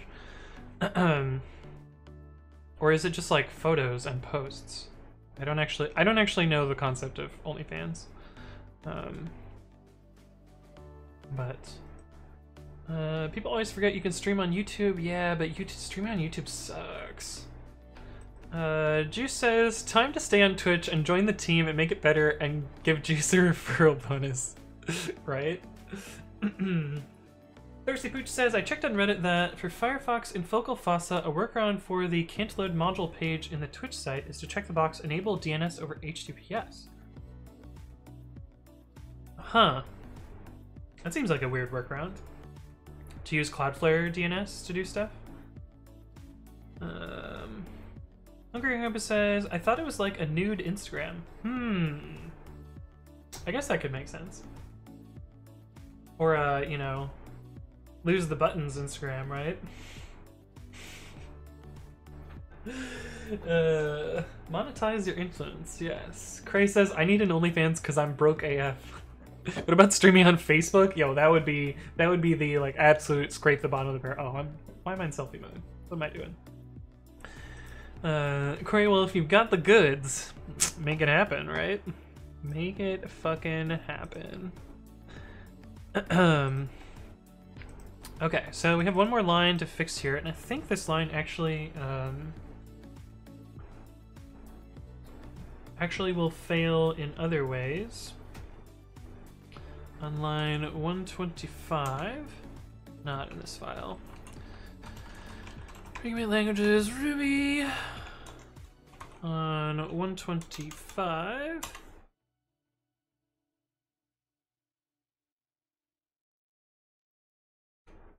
Gray says, I can't make it as a dev, so I might as well try. Yeah, I'm just gonna sign up for OnlyFans and then just post pictures of my feet. Easy money. Check out my great sock tan too. Ugh, feet people. Alright, so this is the line, this is the branch that's always being taken, so it's never jumping from this line to this line. So this is always true. And this makes sense. It should always run down this install Ruby branch because c.default, well, if it's a system install of Ruby, if it's a system install, it will always skip the Ruby install. So I think this is impossible to work. Hungry Angry says, no socks and sandals, please. I'm not a socks, well, what about flip-flops? What about, here. Like, what about, like, this? If I wear socks with this, is that fine? Is that okay? I feel like that's okay. It's just like when you have, like, a toe or, like, multiple toes in socks. Like, that's where you get the weird shit, right? You know?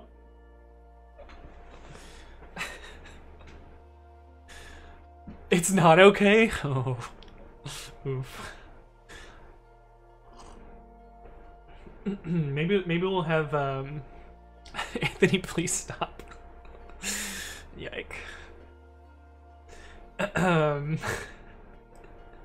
Bixplay says, it's basically I suck at video games, so now I'm making them as a hobby. I see. Hungry Harbor says, it's on the edge. It's like, I'm not mad, I'm just disappointed. Socks and sandals is fine if they're closed-toe sandals. But then are they actually sandals at that point? They're more just like open shoes. I don't know. I don't know. You guys are saying this all like I'm seriously considering this. I feel like this is not a serious thing. I guess my goal should really just be to like make more money than Jordan on OnlyFans. Open shoes or sandals, you huge dork.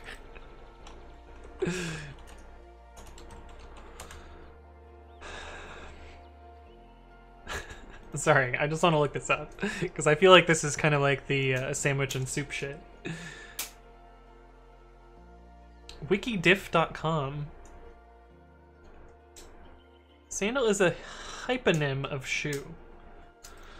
Oh boy, down the rabbit hole we go. Define hyponym.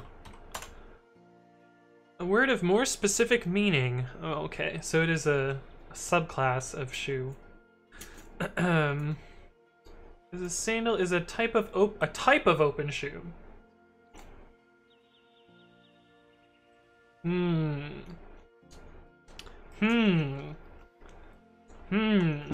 See, this language makes me think that there are other types of open shoes that are not sandals.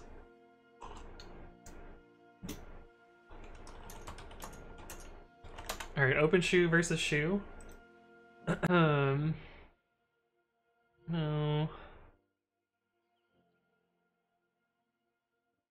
What are open shoes? Sandals are an open type of footwear.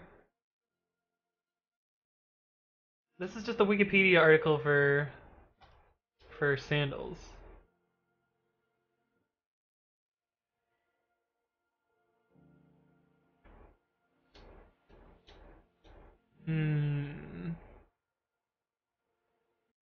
Like, consider this. If you were wearing high heels like these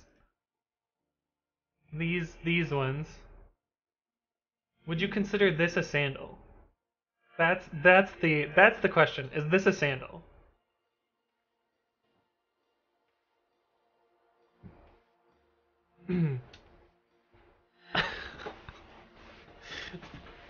Okay, alright. I'll be wrong then.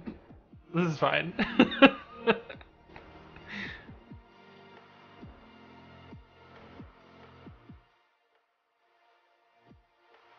While the distinction between sandals and other types of footwear can sometimes be blurry, the common understanding is that a sandal leaves most of the upper part of the foot exposed.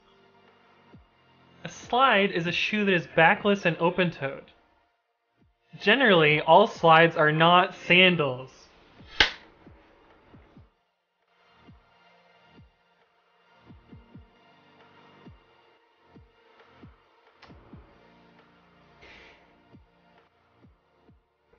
Do you think people could tell lies on the internet, Juice? Please.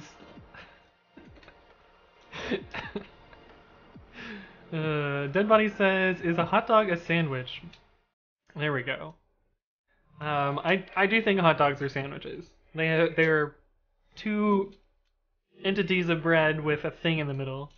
What's up, Ethan? Now this is content, yeah. Arguing about sandals and shoes and open-toed shoes.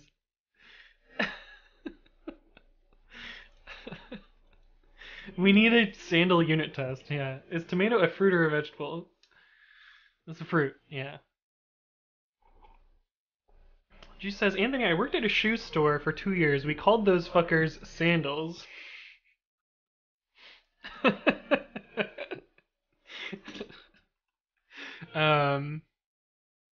the meme?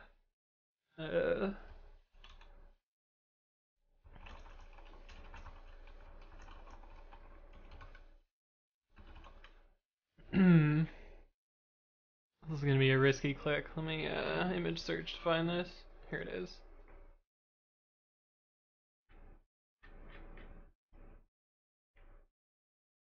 Here it is. Most people rejected his message. Bike is short for Bikel. They hated Jesus because he's told them the truth. Anyway. Premium Privacy LTD says, is this a strange time to enter the stream? Hot dogs, sandals. This entire stream has now made me uncomfortable. Tomatoes are fruits, hot dogs are sandwiches, up is down. But is cereal soup? Is cereal a soup?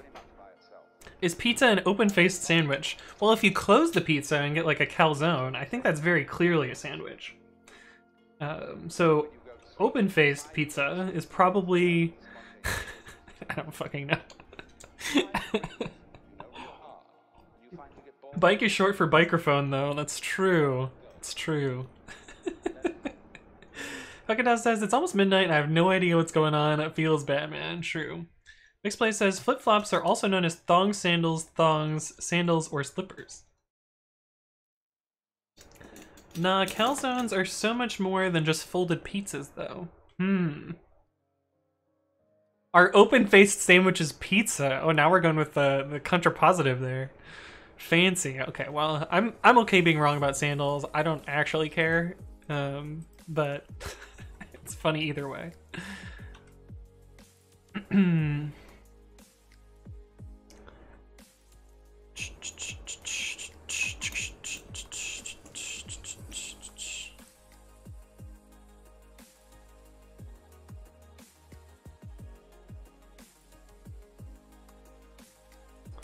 let's see. RBM download. I think we can just remove this block here and just let it fall through.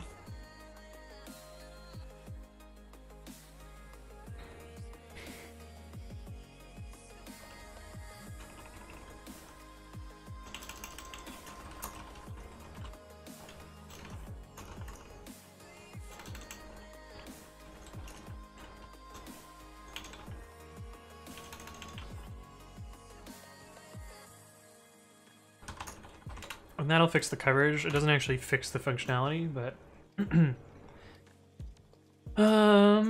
please God, make it stop. All right, we're back to code.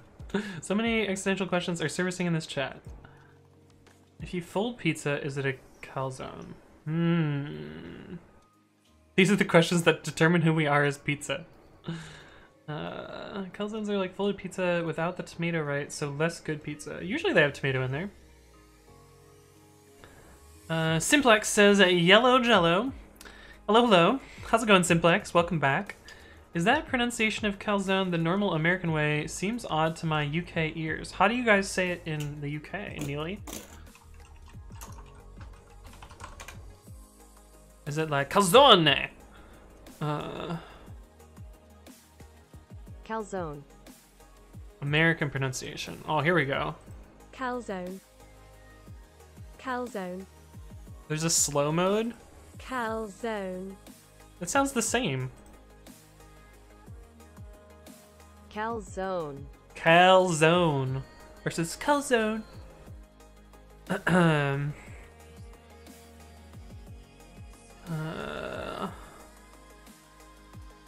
Pesto pizza is bae though. See, I go back and forth on pesto pizza. Sometimes I don't believe it's actual pizza. Oh, hey, sorry, I missed a follow. Hey, what's up, PT Bork? Thank you for the follow. Welcome to the stream. And MNKY Monkey HD, thank you for the follow. Welcome to the stream. Twitch says I spell calzone wrong. I'm triggered. Rhino GS7 says calzone. I think in Italian. Oh, interesting. Simplex says, good quick question. If I understand this correctly, when using double under add and double under sum, are those methods used when adding and subtracting instances of the class they're declared in? Yes and no. They can actually be called for other things as well.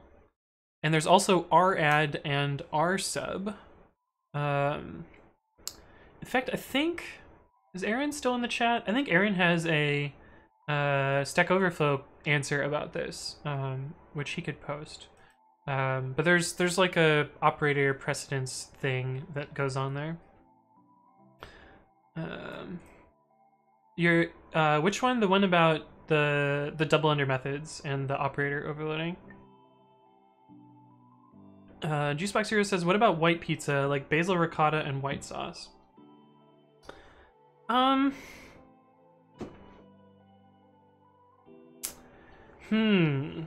I really do like basil, but I feel like it's not true pizza at that point. I don't know. I guess I've just never had a good white pizza. Hakata says, where's my Twitch emotes? Twitch please. Yeah, the emote service is down. Juice, fix it please. Juicebox Hero says, I will make it for you. Your mind will be blown. Alright, looking forward to it. Oh, I forgot to turn my light on today. I probably look so sad. Is that better now? Can you guys see my face now? Professional streamer! Bix Place says, my favorite pizza from the local pizza place is the Alfredo Bacon Mac and Cheese pizza. Interesting.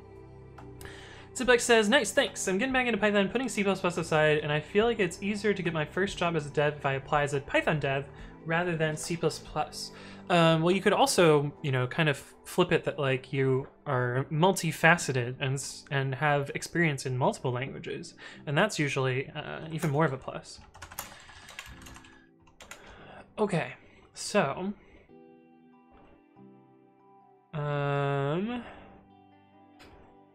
We're gonna add this to the Windows tests. So we're gonna have Ruby on Windows now.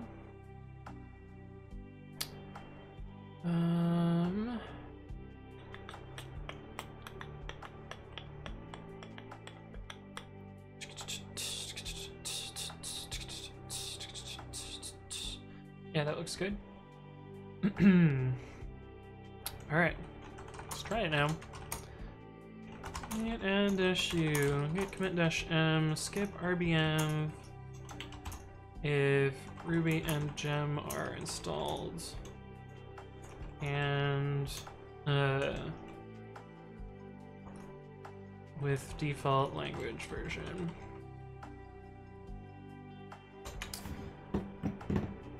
So that should hopefully give some amount of Ruby support on Windows. Let me look at the patch first. Okay, so add the test there, we add get default version, we rearrange this a bit, and we changed the install setup a little bit, and we removed some comments, we added some new tests. Yeah, this looks good. This looks good.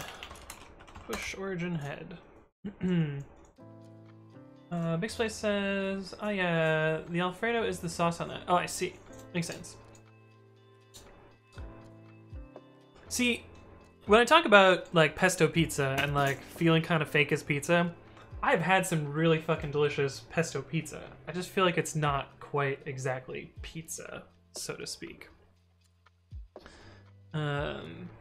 But that's just the way things go there, I guess. What is this? What am I trying to do here?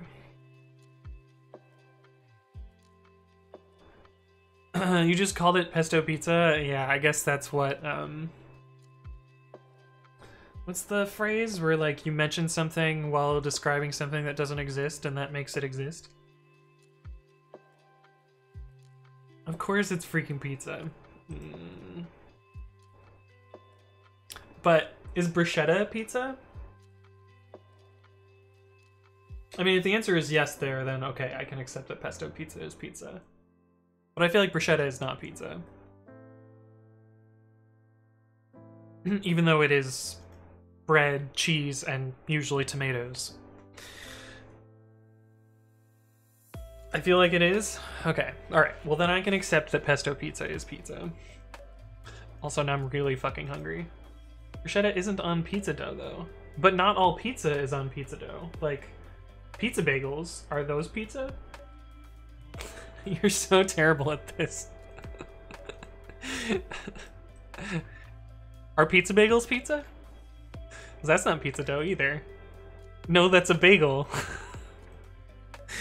Damn it, man.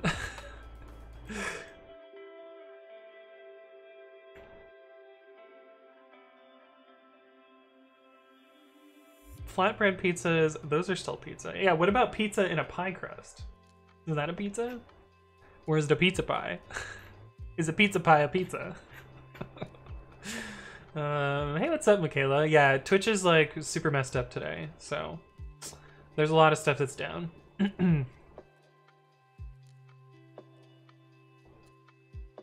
Pizza bagels are fake pizzas, it's a scam. I've never been so inclined to block someone before.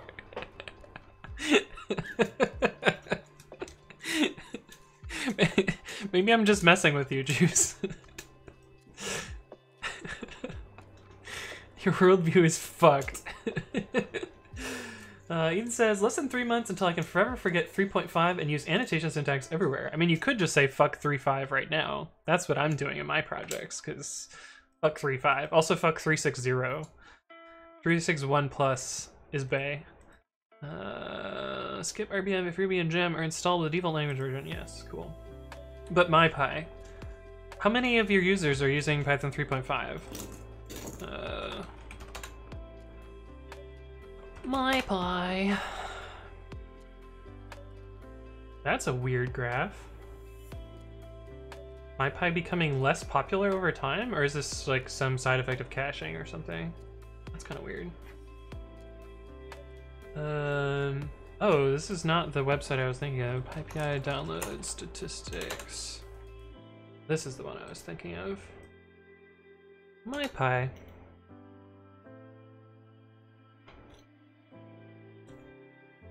Interesting, this also shows the downward trend, but it also shows a spike here, so there's probably just some like bug with caching here. I guess. Actually, I wonder what Precommit shows there. If Precommit shows the same bubble, it's probably just like a PyPI problem. Precommit does not show the same bubble there. Look at this nice upward trend though. I'm liking that. Weird. But look at this. Almost 100% Python 3. Oh, for MyPy? Okay, that makes sense. Sorry, I thought this was Precommit. Precommit is very much not 100%. It's getting close though. But we don't support Python 2 anymore, so these are all 1.x downloads. But what I wanted to look at is here. We look at 3.5. Well, I guess you'd be alienating like 1.5% of your users. Which, like, they can always download an older version, right? So why bother supporting those 1% on your main branch? I would just cut them off, man. Sabra Boris says, is this Java? We're actually working on Python and a little bit of Ruby today. Juicebox Hero says, this is like the time you said you wanted to fuck your girlfriend's mind in your mom's body. God damn it. I mean, I feel like that's much better than fucking your mom's mind in your girlfriend's body, you know? Juice is just really passionate about pizzas. Maybe that's unique users? I don't know. Hey, what's up, Shoddy? Hello, hello. Dropbox uses 3.5, I think. I thought they were upgraded. I thought they did newer things. Hey, what's up, Ebola D2? Hello, hello. Welcome to the stream. Bucket Toss says 193 null OS. Oh. Yeah, there's some amount of like things that are downloading on like, you know, FreeBSD or like other stuff that people just like don't use. Look at this 310 up in here. This is almost certainly my fault. Because I made Python 310 packages super early on in the game. Huh, almost all of the downloads are on Linux for MyPy. Oh, this is MyPy. I see. I see. Even Precommit has the same, like, 95% Linux. I guess that's probably CI systems. Wow, I'm surprised that Windows is above Darwin. Oh, probably because people just brew install Precommit on Mac OS. Why is this not percentages? Proportions. Yeah, see, I dropped Python 3.5 and I'm still getting 3% users. So, yeah, I mean, I alienated an even bigger chunk of my users and like, whatever. Vera says, even worse, your mom's mind in your dad's body. Yeah, that would be probably the worst. Ebola says, I need help with something. I bought a new mouse today. Razer Mamba Elite, and I keep hearing beeping noise in my earphones as soon as I plug it in. Is there a reason for that? I mean, usually when you plug in stuff, it will do like the little, you know, install drivers beeps, but is it like continuously beeping? I don't know anything about devices at all. I can't help you with your computer, unfortunately. G says, Shoddy rolls in when we're talking about his fucked up theoretical question. Coincidence? Just had a feeling. That's true. Mixplay says, peace them out. Well, thanks for stopping by. I'll see you around in the future. Ethan says, we traditionally support versions until Python drops them. That makes sense. Simplex says, did anyone have that thing about the... let's see if I can find it by just Googling Aaron C. Hall site stackoverflow.com rad add.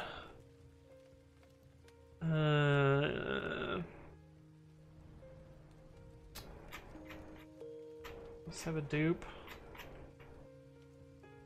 Anyway, the TLDR of it is no, it won't always be called just with your class. You do need to check the types. Def add self other print called. Let's just give this. Return c self.x plus other.x. Just to do an example here.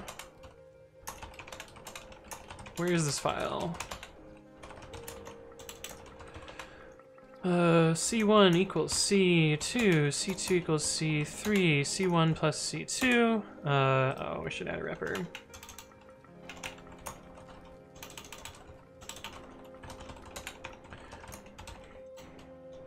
Type self.name, self.x.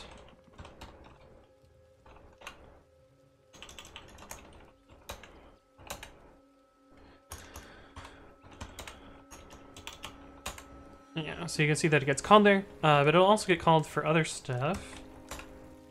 Yeah, so it got called when I added 5 here as well, and I believe it'll also get called in the other direction as well.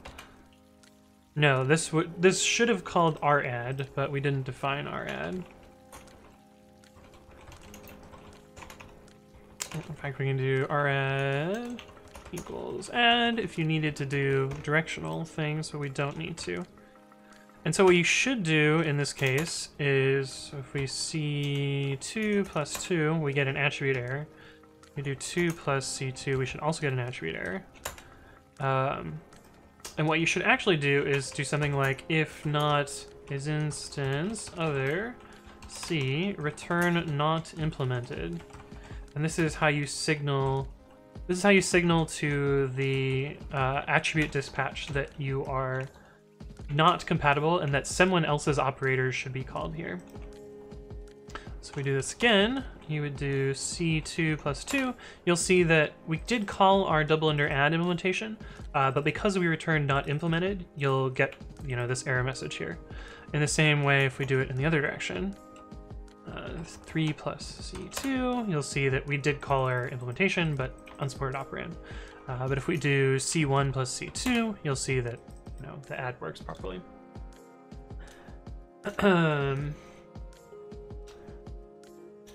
Juicebox0 says, okay, kiddo, I gotta go to meetings and then out for the day. Have a good stream. Well, thanks for stopping by, Juice. I'll see you around in the future. Always happy to have you here.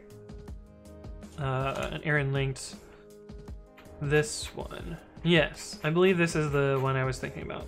So check that out as well. And Cyberbora just did bang Discord. Yeah, happy to have you guys on the Discord if you want to chat there as well when I'm offline. Siblix says, so radd is called when you switch the R value and the L value. Yes, so radd is like right-hand side addition. So Python allows operators to define in both directions. In this case, because addition is commutative for this type, like it doesn't actually matter which implementation it calls. But if you had non-commutative addition, you would define both of them differently. Hey, what's up, One Odds? Thank you for the follow. Welcome to the stream. Hagata says, is there a way to hot swap Python code like Java can do? Yes, but it is very unreliable. It is... there's importlib.reload, and you can pass it a module. Sys.modules double under name, for instance. Spec not found for module double under main. I guess you can't reload the main module. But yeah, you can reload, like if I did import t and then did import lib.reload t, you can see that it would, you know, hot swap this module. The reason that it's not super suggested in Python is actually similar to in Java, but in Java there's better compile time constraints against things like this. But in Python, like you'll end up with 2 copies of singletons, and like sometimes some things will leak from the old module to the new module, and there's just like all sorts of ways that it can go pretty pear-shaped. So it's generally a good idea to not use the reload. your better bet is just like tear down and re-exec the full process and kind of start over from scratch. In my experience, but yes, and there's my YouTubes. Let's see what we're doing here. I'm surprised this is still running. It usually takes about 10 minutes though, so maybe 11 minutes ago. Okay, let's see if things are failing already. Please, please, please. This is where we would see failures for Ruby, so this might mean that Ruby is working. Oh, I guess I could clone it and do that. Git clone github.com precommit.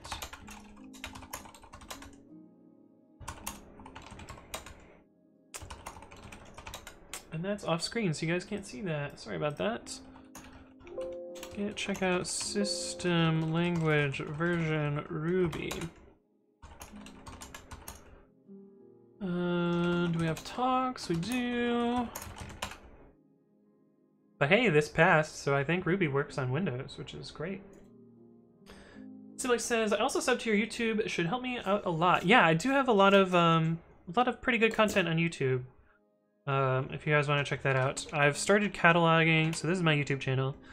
This is where I upload all my previous streams, but I've also been uploading educational videos.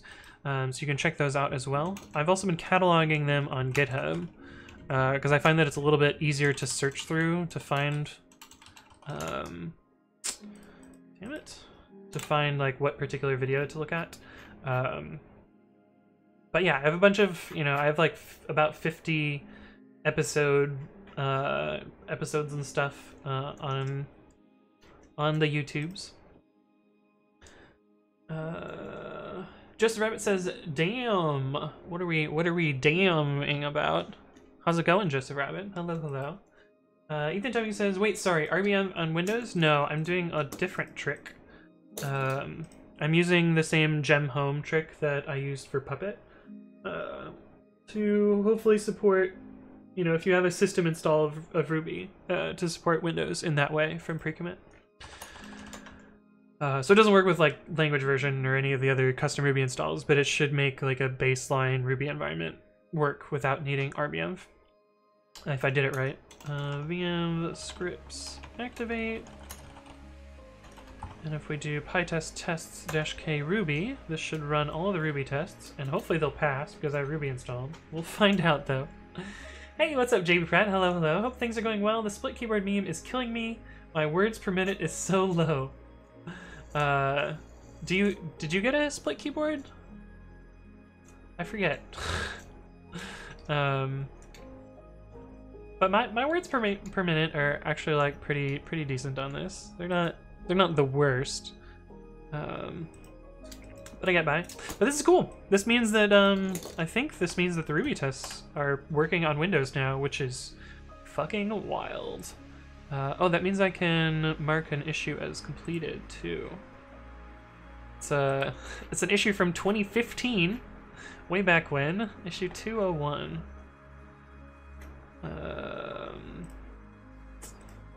Resolves 201, which is pretty cool. It's not full support for Ruby on Windows, but it is an improvement there. Just a Rabbit says, just a noob trying to learn. Awesome, sounds good.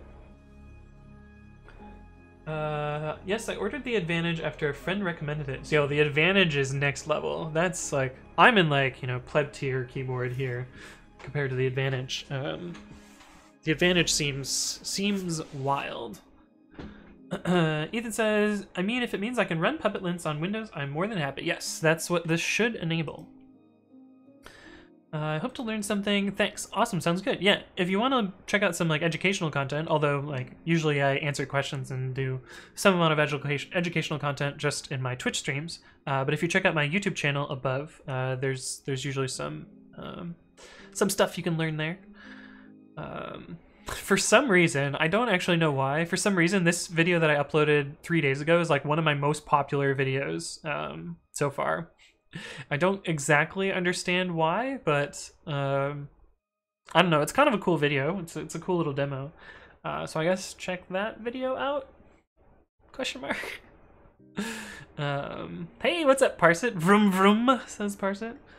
Welcome back. Man, the stream manager today is like super depressing. Like, look at this. Nobody is watching my stream. Sad, sad potato.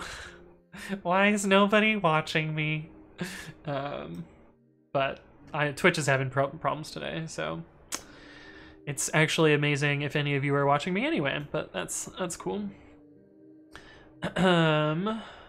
It's because it contains the word hacker. Oh, is that why? Did I accidentally bait the algorithm there? Did I accidentally bait the algorithm there? I see. Part says, how was today? It's going well. Oh, this passed. Okay, cool. Yeah, we worked on this patch for making Ruby faster on Linux, but also supporting some amount of Ruby hooks on Windows. And the basics behind that were making a new system language version for Ruby and then adjusting how the code works for that. And the system language version it skips all of the install part that was previously setting up RBM and all that other stuff. And instead oh man, I've got hiccups, sorry. Instead it just sets up a gem home and installs the gems into there. So it depends on a system. Holy shit. Sorry guys. Real bad hiccups. It just depends on Ruby already being installed. GDH says, hey, gotta go to sleep. Please check my PR if you have time. Thanks. Yeah, I have it in my inbox, so I will look at it. Parsit says, Juice, fix this bug. I see 80 people. Okay, well, at least you guys can see people. Sounds good. T-Virus Firefly says, follow doesn't work either. Oh, that's a bummer. That's a real bummer. Please follow me. No. You'll just have to check it out when Twitch is less broken. Jonas says, I see 77. Alex says 79. Baldclap says, puts haxing in title equals is haxer. Yeah, I guess I didn't do that intentionally. But I guess now I'll have to clickbait my titles, right? Get, 5x the views. Deadbody says, it's a bad day when viewers don't count for anything. It feels bad, man. Hold your breath.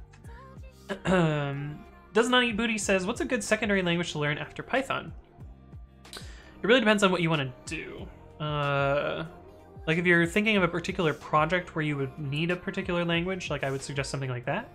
But like, if you're working on websites, you would probably learn like JavaScript. If you're working on like iOS app, you would probably learn Swift. If you're working on an Android app, you would probably learn Kotlin or Java. I would suggest like try and pick a language that's, statically typed and compiled as your second language, just so you get some sort of comparison against Python. But I think it really depends on what you're doing. Vim assembly. You guys are trolls. Alex says, can't escape JavaScript these days. Yeah. Maybe even try TypeScript over JavaScript. I'll be a TypeScript sellout today.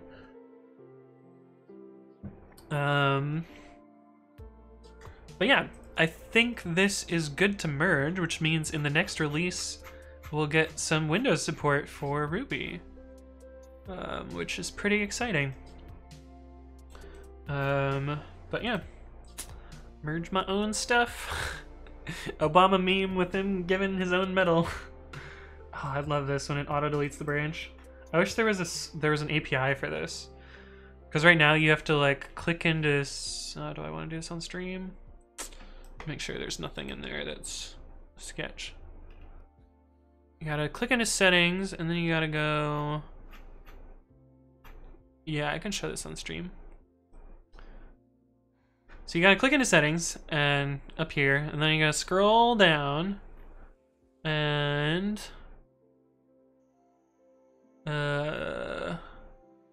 check this box, which is not checked by default, which is really annoying. Preserve this repository. Does this show up in all of my repositories? Let me try some other repository of mine. Or is it only popular repositories? Oh, this one's also included. How many stars does this thing have? 60. I wonder if the cutoff is like 10 stars. What's something of mine that doesn't have many stars? My food recipes? I guess that's going in the GitHub archive. Oh, this says 20 stars though. I know this has like 0 stars. Yeah, exactly 0 stars. Oh, and even that's getting preserved. Okay, cool. To each their own, I guess.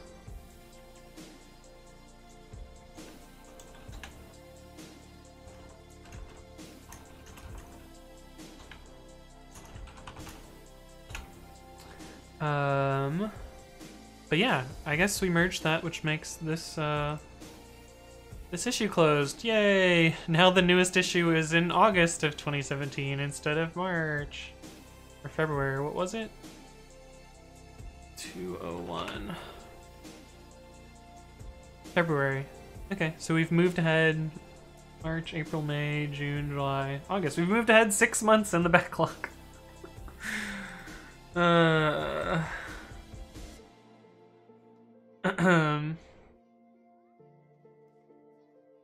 But anyhow, oh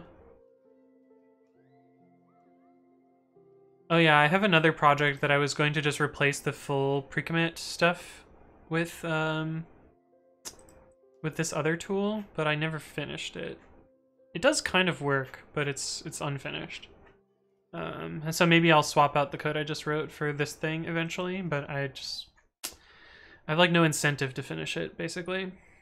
Whereas this was like easy to fix and actually had somebody that I knew wanted this feature, which is you, Ethan. But anyway, the other thing that I wanted to look at for pre-commit, how long have I been streaming for? Oh, my dashboard doesn't say how long I've been streaming for. Let's see if my uptime command works. It does say. Okay, so I've been streaming for 2 hours and 20 minutes. So probably have a little bit more time to work on stuff. That's good. Ethan says, I really appreciate it. Yeah. It's good to have stuff.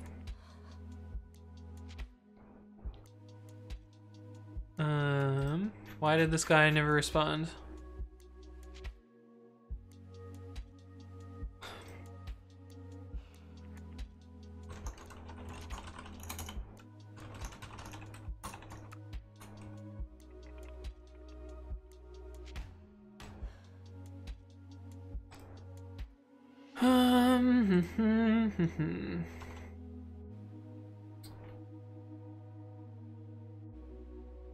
Did this person respond?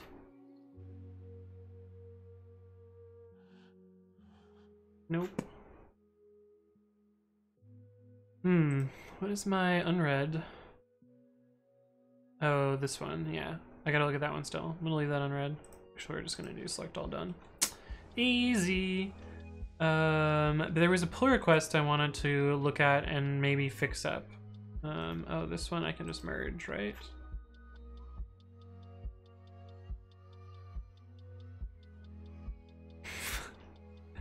Add 3 missing required dependencies. Add 4. Interesting spelling. I like that.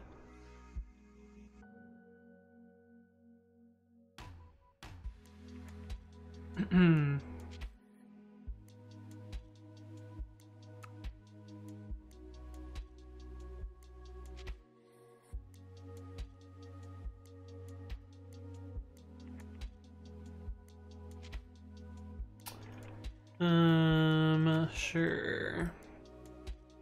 Prove. This is not the one that I was playing to merge. Oh, we got the high five green shirt, black cat one. I like this one. It's a good gif. Anyway, merge.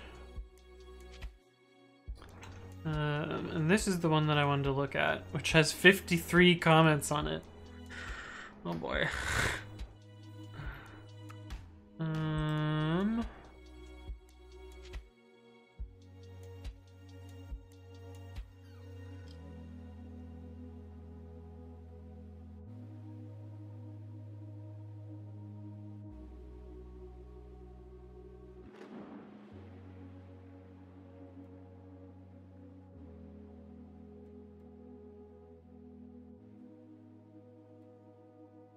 So there's a test failure right now. So let's see what's up with the test failure.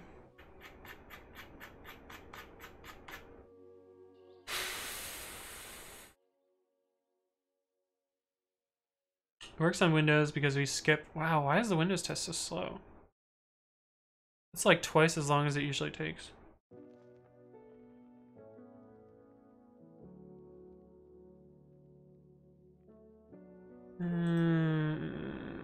Oh, it's just coverage.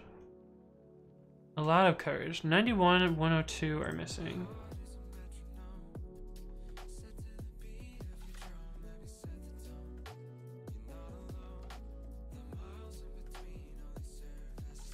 Yeah, oh, this line.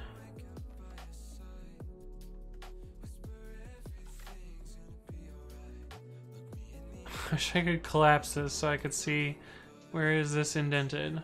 That is there. This is here.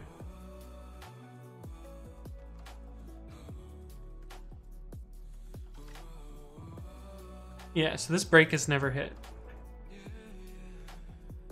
So there's no test. There's a test missing for that line. 102 is also missed. So this function is not tested.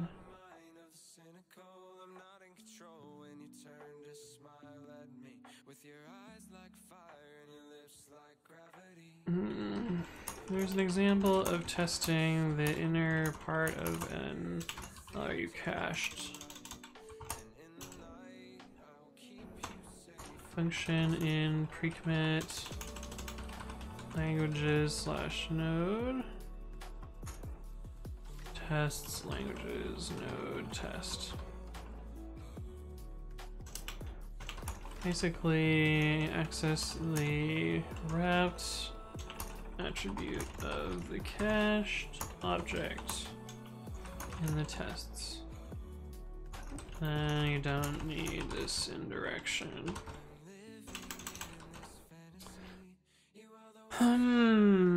Doesn't 98 Booty says, what made you get into programming? So some of the first code that I wrote was a long ass time ago. I wrote a calculator program to solve the quadratic formula on the calculator. You would just punch in the inputs and it would spit out the output. And this was mostly because I just did not like typing in that super long formula, and so I wanted to learn like a way to automate it. And so I built a TI-83 TI basic calculator program, and that solved me a bunch of times. So basically TLDR to cheat on math homework. But I also realized that not everyone in my class had TI-83s. Like some of them were, scientific calculators or like non-graphing calculators. And so I wanted to write software that other people could use. And so I learned some amount of Visual Basic. I think it was Visual Basic 5 at the time. And I made a macro in a Microsoft Word document. So it like popped up a form with little text boxes in it, and you could type in the A, B, and C into that, and it would spit out your zeros there. Or it would crash, because I'm pretty sure I didn't bother with error handling code if it didn't have zeros. I just let it crash. But then I distributed that code via a Word document on floppy disks, and kind of showed me like the first it was like the first magical part of programming to me, in that like I could write something that was useful to me, but also I could take that same code and share it with my peers, and like people would, appreciate that a lot. And it's probably why I like working on open source so much, from stuff like that. But yes, that was my first experience in programming. Simlex says, are channels you follow on Twitch not showing in the left for anybody else? Yeah, they're broken right now. They're broken for me as well. Ballclap says, OMG, are you serious? That's exactly how I started. Spread like wildfire at my school. That's awesome, yeah. I think programming is a nice tool to make a lot of things easier. Doesn't I Eat Booty says, did you go to school to learn, or are you a self-taught badass? So the first programming class that I took was my third year of college. My first official programming class However, I had already been employed as a software engineer before that because I was largely self-taught. Most of my self-teaching was in Basic, Visual Basic, and PHP. Although I also learned C# and Java in my first job out of high school, and at school I learned C++, and in my next job I learned Python, and I guess I also learned like JavaScript independently as well. But I've learned, and there's a bunch of other programming languages I've learned, but I'm mostly self-taught. I like to kind of go at my own pace. I like to do project-based learning, and yeah, that's me, I guess. Oh boy, that's a lot of output here.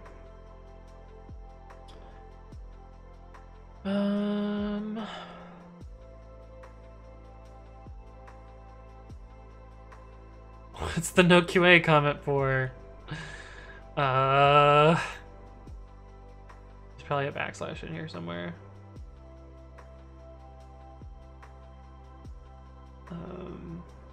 Or a line that's too long. One of those two. Probably a line that's too long. But they should not be no QA'd. But anyway. Siblik says, I dropped out of college because I was so demotivated when I had to do all the math. Makes sense. Should I just fix this patch for this guy, or should I let them do it?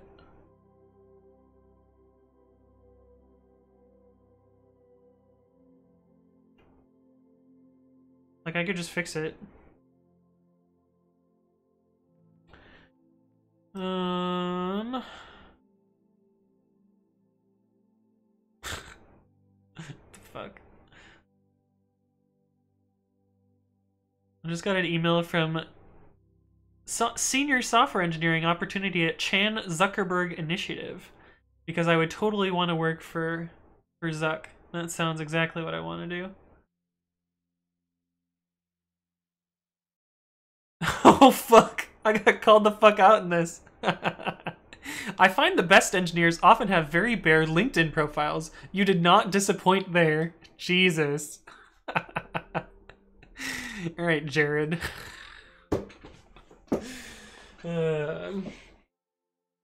Ballclap says, let them do it, they'll learn and also feel like they're a part of the team.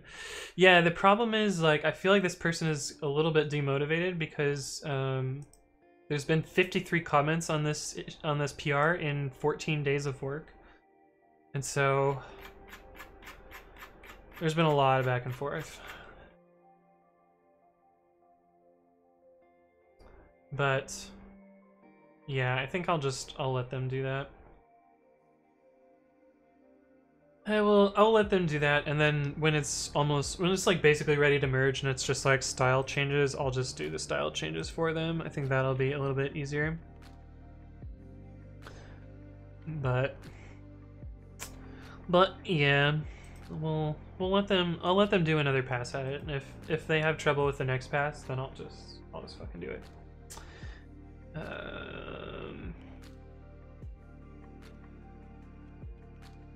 But I think that's all I wanted to work on for that today.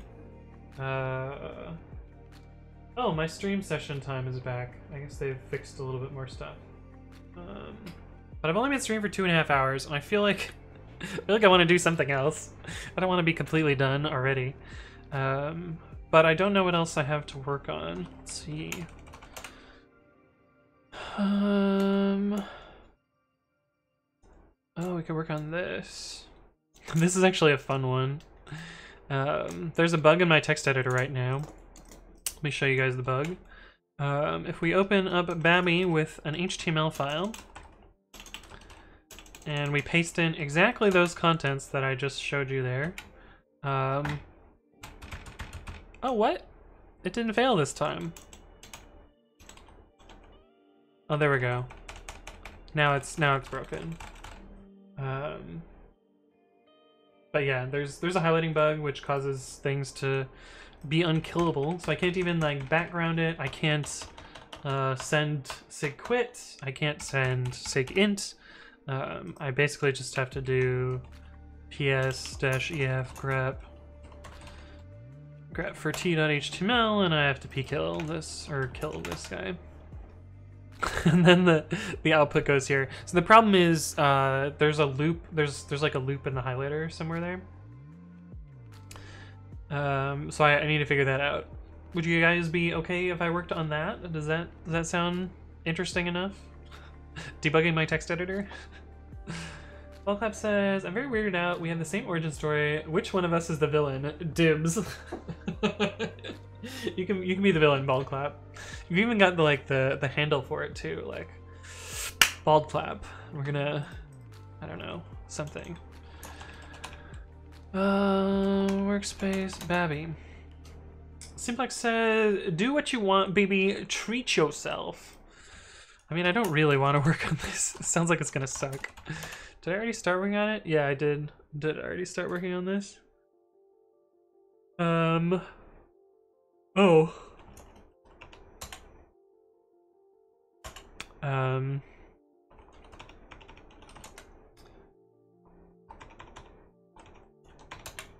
Yeah, so here's where the bug is, or something around the bug, because I was debugging this earlier because I was like, I want to fix this, and then when I figured out it's hard.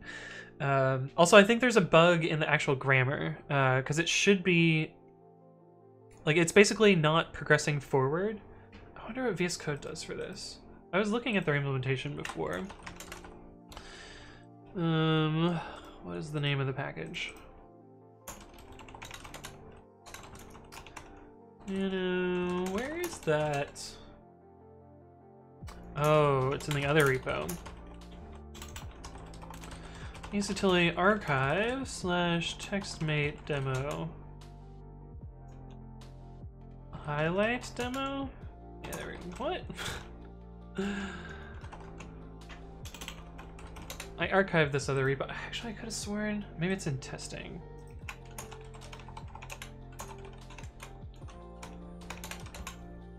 There we go, VSC test. So the package.json VS Code TextMate. VS Code TextMate GitHub.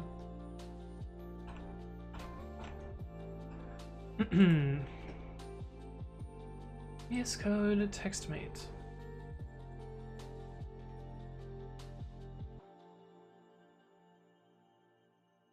Okay, so I clone this repo.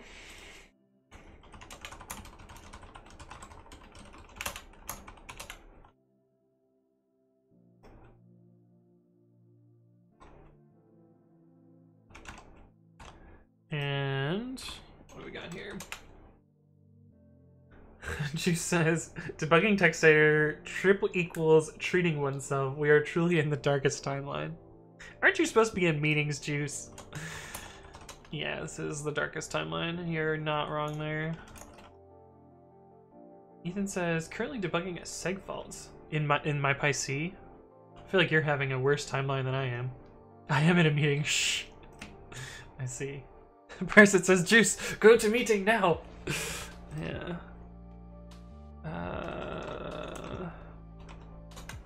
Oh boy.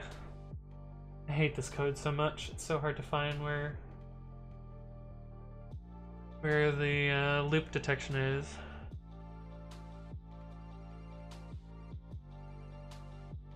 Juicebox Hero says, I don't like Parsit.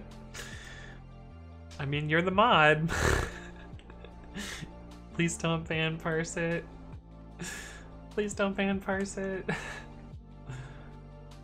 Ethan says it's for this thing. A compiler for quantum computers based on A-star and numerical optimization. Ooh.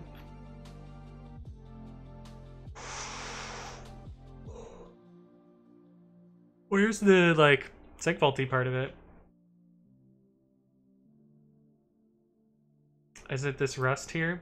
I bet it's the Rust. Is it the Rust?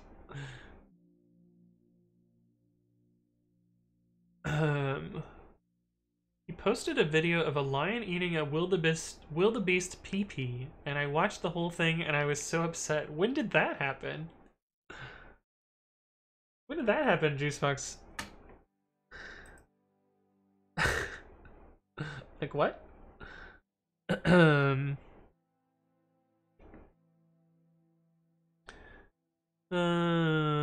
I'm using Rust and Python. This isn't supposed to happen. Yeah, isn't there? Aren't you supposed to be memory safe? First it says, bro, tell me something new. New says, why do you use the keyboard split? It's supposed to be more ergonomic. Naturally have your hands like about a shoulder's width apart, and they land. It's supposed to be actually more like this apart, but it doesn't really fit on the cam like this width. So I push them together a little bit. Make sure this is in the right spot. But yeah, it's supposed to like give yourself a more natural position at a keyboard instead of like twisting your wrists inward or like outward to get on a keyboard. But yeah, everyone doesn't like me. It happened in my Discord, really? Where is this? What channel is it in?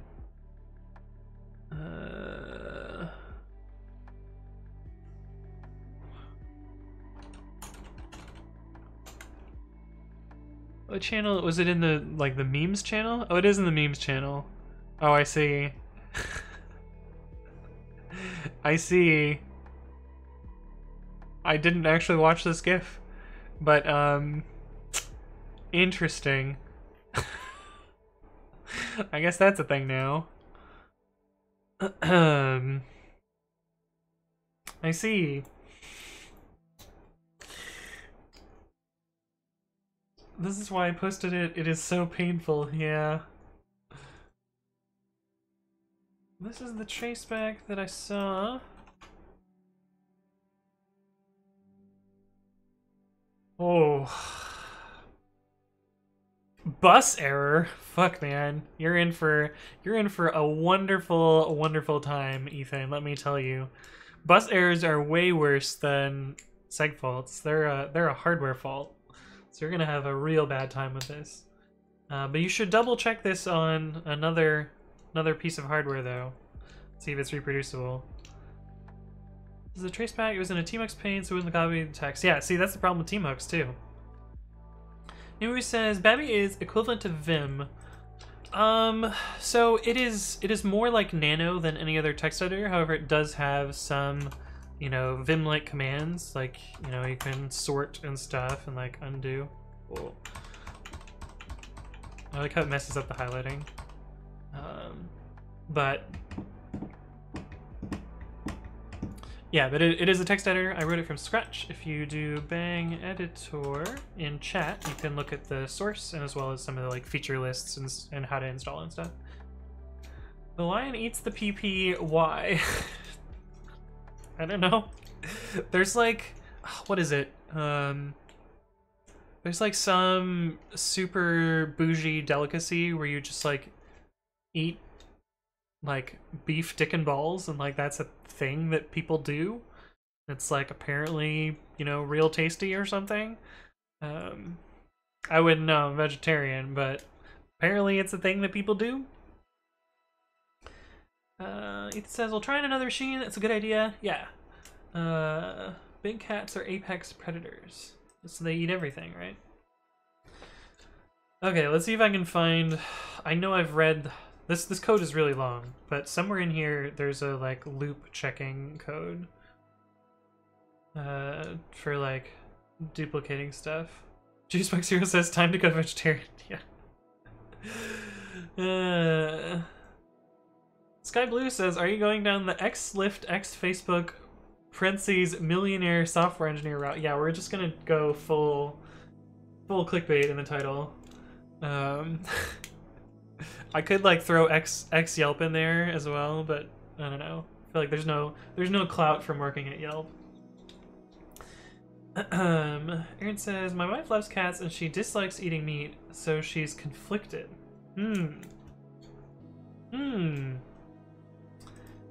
Also, welcome back, Sky Blue. Hello. Handle captures. Oh no, I have the same code here.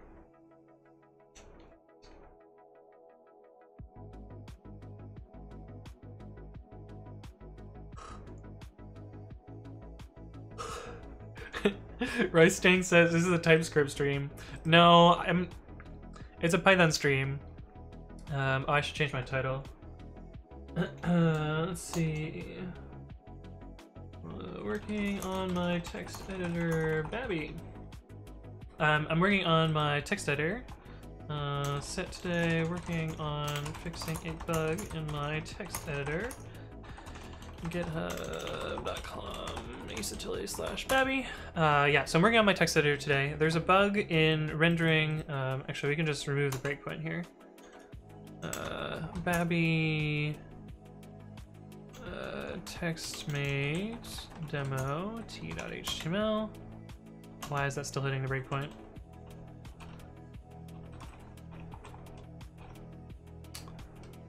Here we go.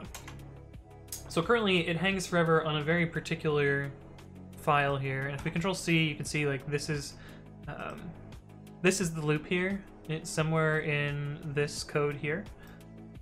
So I need to figure out where there's a loop. There is a bug in this grammar, but the editor should not crash on buggy grammars, or it should not hang on buggy grammars. So I need to fix that up. Hello, rollers! Using that brand new emote thanks to Juicebox Hero. It is pretty popular, Juice. I wonder what the count of. Let's see, grep hello in today's logs. 6:15. There's been 12 hellos. How many Pythons do we have? Only 7. Yeah, the hello is beating out Python today. And Sky Blue with the like super rare dumpster fire. Yeah, we only have a few of those, right? Is it capital F? Yeah. Yes. You gotta capitalize the H's, Ethan, and then you can get the hello as well. Yeah. And emote service is down, so you gotta type it out exactly. Good old Twitch. Wait, it didn't fucking work for me either. What? Why didn't it work for me? Is it just like inconsistent? Did I spell it wrong? Looks right. Anthon. Oh, you see mine is working? Does it show up here? Oh yeah. You gotta remove the colons though. I think the colons don't work. I don't see yours either. But shrugs. Hey, what's up, Captain Vanko? Hello. And I eat bogeys. How's it going? Welcome. Welcome. Oh yeah, that one worked for me, Ethan. So that must be what's going on there.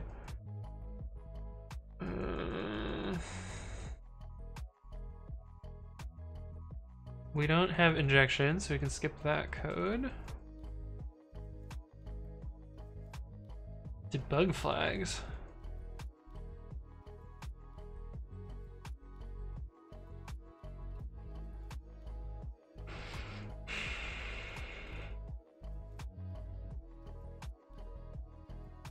We shouldn't end here. Huh.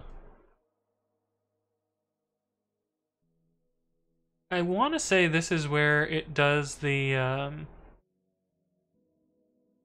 sneaky check. They use a wider width. Holy crap, they use a wider width. Let me,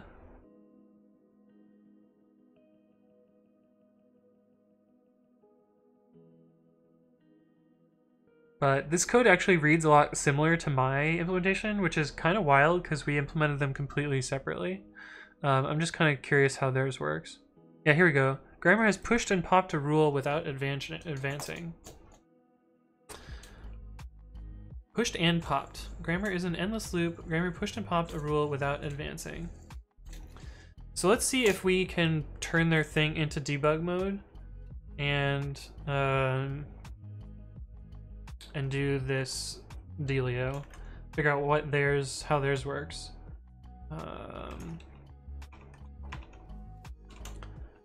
C testing, VSC test, npm I don't remember how this thing works, so it's been a while.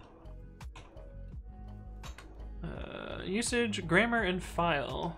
So we're gonna use local share Babby grammars? No. Where do these grammars get installed? Oh, I know where they are. Workspace, Babby, VM lib. Oh, no, VM share. And the grammar that we want is the HTML grammar.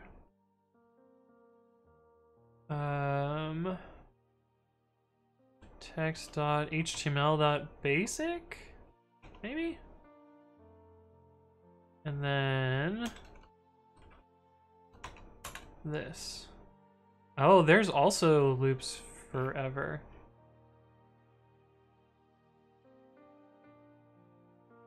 Wait, what the fuck? Why is this running Python code? Oh, I see what I'm doing.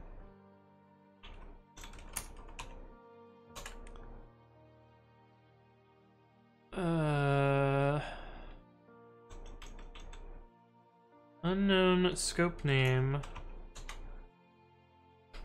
Oh, so this only has one grammar.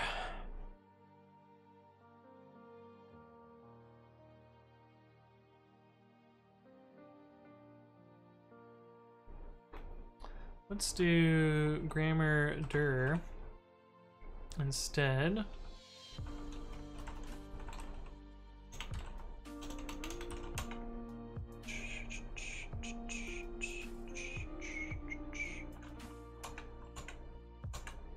Oh, this is annoying. This is not gonna work at all. Because this grammar uses inclusion, and so it's super complicated. Aaron says, I've been restarting the page, hope I didn't miss anything. I hate code that goes on and on like that. Give some people an inch and they'll literally take a mile. Yeah. Skyblue says, is it true that LC is king when it comes to interviews at Google, Facebook / Amazon? Feels like it from Glassdoor interview reviews. Do you have any idea on this? What is LC? What do you mean by LC?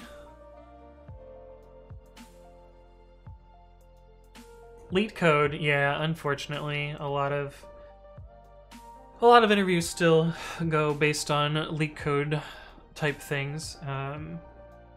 At least for like, you know, first round, you're definitely gonna have to do leak code sort of thingies. At Lyft, you know, we tried to be a little bit more fair about interviews. So like we had like, they weren't hard questions. They were more just like, can you write code? And does your code look good? And can you design a system? But yeah, fuck, how do I adjust this code?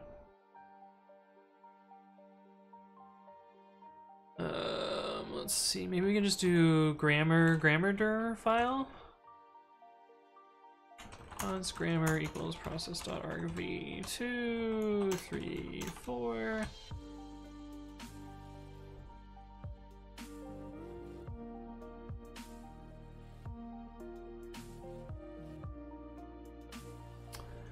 See. I know we're writing JavaScript today. OS path exists in Node. Aaron Cial says, what do you mean by designing a system? So let me try and come up with an example that's not one of the questions that's asked. Ooh. So like one example might be like, assume you're tasked with being like a project manager of a e-commerce site, design like the technical backend and like the systems involved to build out that e-commerce site. And so you might start with like, you know, setting up database schemas and saying like how, you know, how your data model works, how data flows through your system, what sort of APIs are being handled and that sort of stuff. Another part of that might be like what APIs you expose and what other stuff you do there, and like how you handle logging and uptime and service discovery and load balancing and you know, you might even get into like multi-region or other stuff like that, and it's basically a system design. The Octa-Core Bear says, am I high or are you actually using 2 keyboards? You are not high. I am using 2 keyboards. Whoa. So this is a split keyboard. If you do Bang Keyboard, you can get a description of it. I guess technically I'm using multiple keyboards because this is also a keyboard here. This is my like fancy Stream Deck thing. But I soldered this together. This is the BDN9, and this is the Kinesis Freestyle Pro.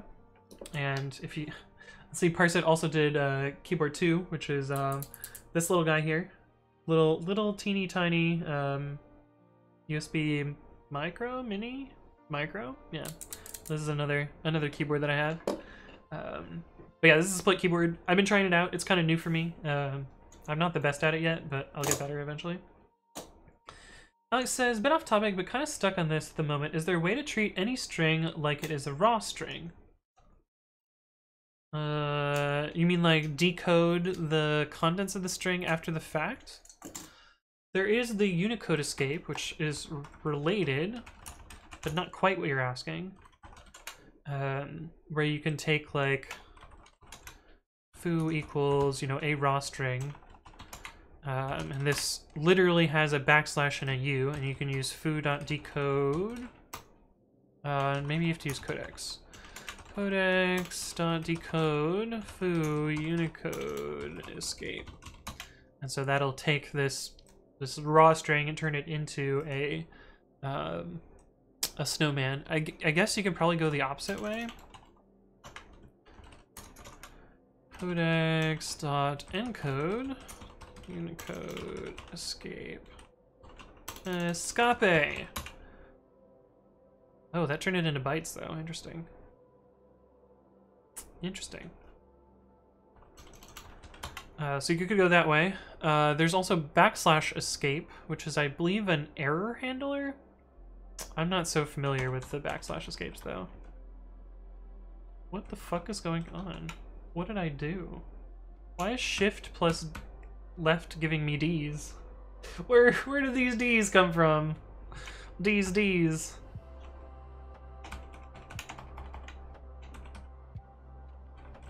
I press numlock again? I don't know what's up with that. But anyway, weird stuff. Stubag says 2 or 3. Oh yeah, like Python 2 or Python 3? Yeah, it would. The answer would change a little bit based on that. But yes, I have a macro pad. The Octa-Core Bear says, Hackerman! Are we summoning the Hackerman today? Is that what we're doing? I guess we could summon the Hackerman. If you guys want the Hackerman, I can go get him. I'll be right back.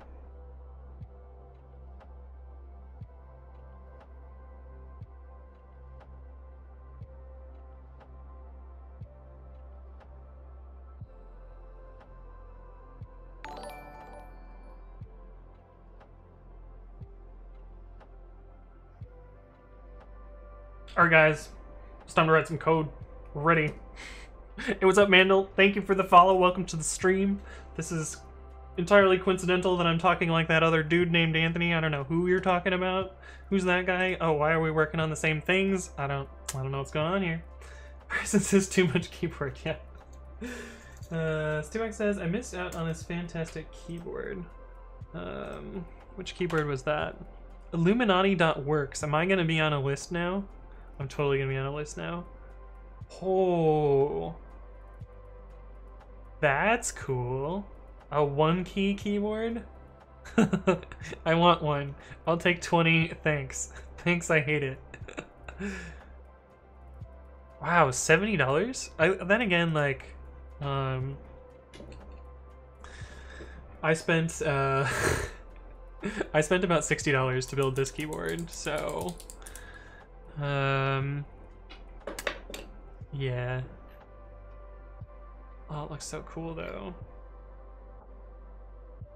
Wait, is there there's an ASMR YouTube video? Oh, I can't even hear this.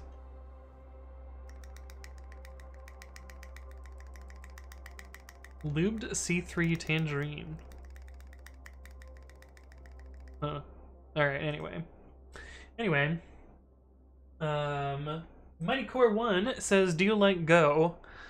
I've written some Go. I don't particularly like it, but it is nice for what it needs to do, I guess. Oh no, not again, the Hacker Man. Where did he go? Why is there a Hacker Man here? And JB Pratt says, Anthony is a huge gopher. He wants to rewrite PyTest and Go. Alright, I gotta take the glasses off because I just can't see with them on. No apt install C-Matrix, yeah.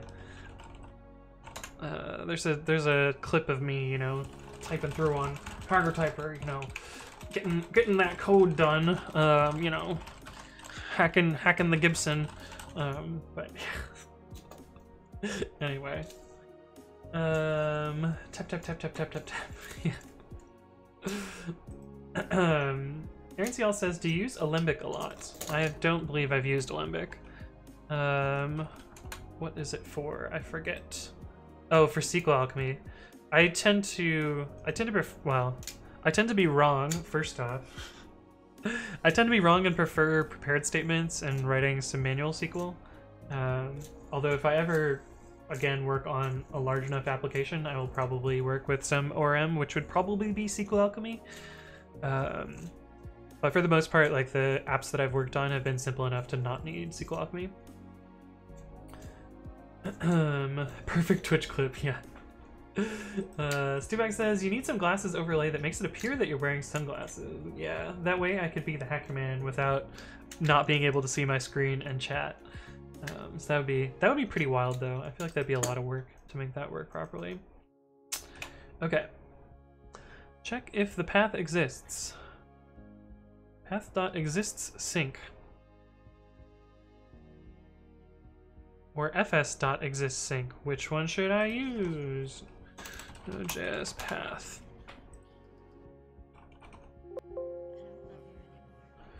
Node.js fs. Okay, I definitely want exists sync. Wow, the non-synchronous one is deprecated. Interesting. That's not what I would expect, given how Node.js usually works. Okay, query, we already have fs.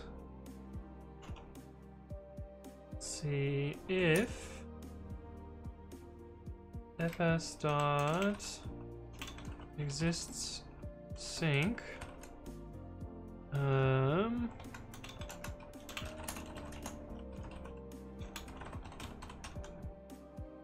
if what? Path.join grammar dir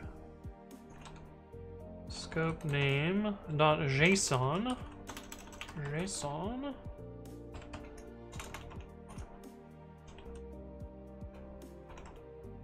return, let's see,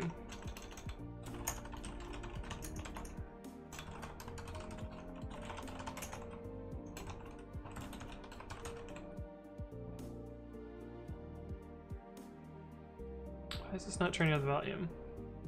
There we go. I could not hear the music, so I had to bump it up a little bit. If fs.existsync grammar file, return read file grammar file dot then data. Why didn't I just copy and paste this? I don't know. 1, 2, semicolon. Okay, so that should fix this, I think. So if we do node VSC grammar, so tilde workspace babby vm share grammar v1 slash source no text .html.basic, and then vm share babby grammar v1, that's the grammar dir, and then t.html.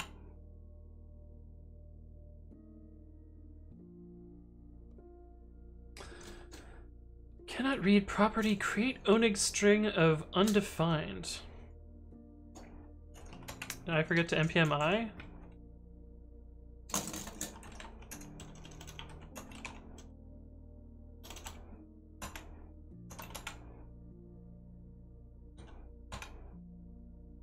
What the fuck?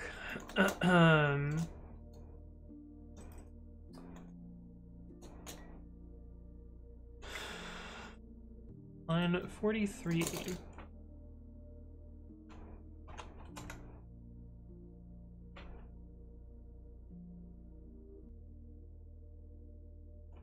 the fuck is going on here? I don't understand this at all. Alembic for some alchemy framework thingy. Devs are such nerds. Yeah. The Octocore Bear says, I'm studying statistics and I just started Python. Any tips for statisticians? I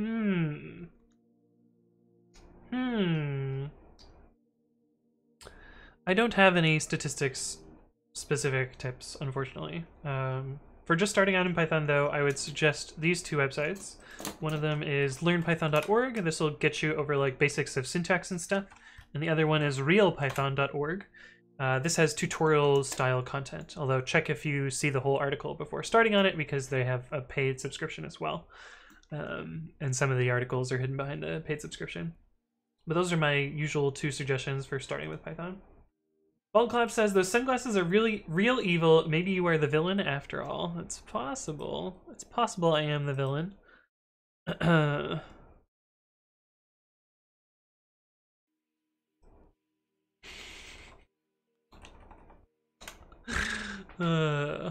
funny. Okay. I don't know what's broken here. Should I undo all of my changes and see if it works for just a normal file? Node vsc.js.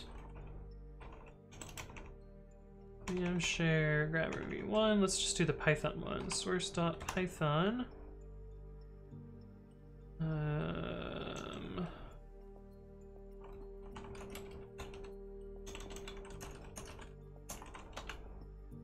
Yeah, it's just broken. It's just broken. Shoot.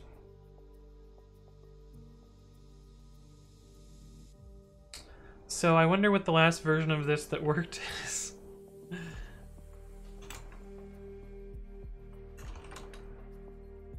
5.1.1.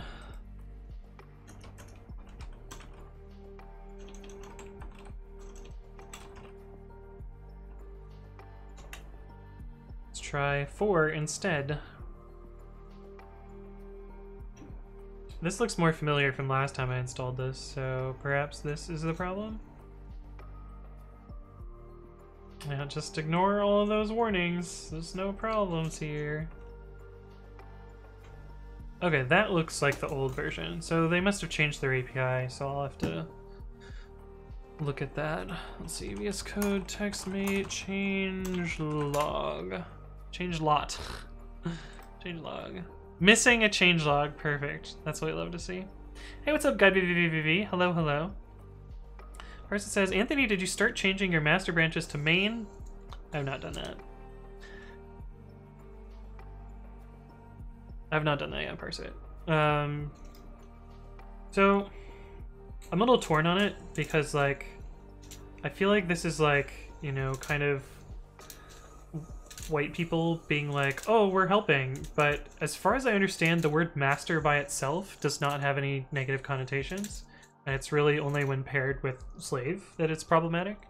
And in Git terminology, and I could be wrong, I could be completely wrong, I'm ignorant as well, so I'm the first to admit that I don't know what I'm talking about here, so I'm not an authority on this subject in any way. But as far as I understand, Git does not have a concept of slave, and so the naming of a branch as master is not itself offensive, and the like response to it is not coming from, you know, people of color that are asking for this to be changed, but it's coming from white people trying to, you know, make face or whatever. I could be wrong. I don't actually know. Form your own opinions on this, but that's my current opinion. And I'm complete, like, I'm very malleable on this opinion. I'm able to be convinced on this. Like, I don't have strong opinions here. Usually I have strong opinions, but I don't have strong opinions here. Hey, what's up, Philip Way? How's it going? Hello, hello. welcome back. Philip Way, I'm actually using a different keyboard today, so shh, you see nothing. We're trying out a new keyboard. This was also donated to the stream. My other keyboard, which I have over here. You guys can see it right there. Is on my shelf right now. The other keyboard that I have, which if you do bang keyboard 4, bang keyboard 4, was originally supplied by Philip Way, which is awesome. Hey, what's up, Shattered Psycho? Thank you for the follow. Welcome to the stream. JL says, stupid. JB Pratt says, can we not start the cringe memeing about it? We can have serious discussions about it, but don't troll. Yes. Philip Way says, I agree with that. We changed master slave, but not master in our org/development team. I think that makes sense, yeah. Parset says, does this mean we should erase the word from all fairy tales? This is so silly. Yes. So here's like the other thing, like, and granted, like, Pokemon is maybe not the best example because it really is just like slaving of monsters, but like, are they gonna change the word for Master Ball? Are they gonna change, like, I want to be a Pokemon master? Like, is that going to be like cancel cultured? Like, what's the deal gonna be with there? Flipway says, you upgraded? It's nice. I love the kinesis. Yeah, I've been kind of getting used to it. I'm not nearly as fast at typing on this keyboard as I am on my other keyboards. But it's yeah, it's been an experience so far. Hey, what's up, Shaz Robot? Hello, hello. Jamie Pratt says, in my opinion, I see no value in the base or main branch being called master over main.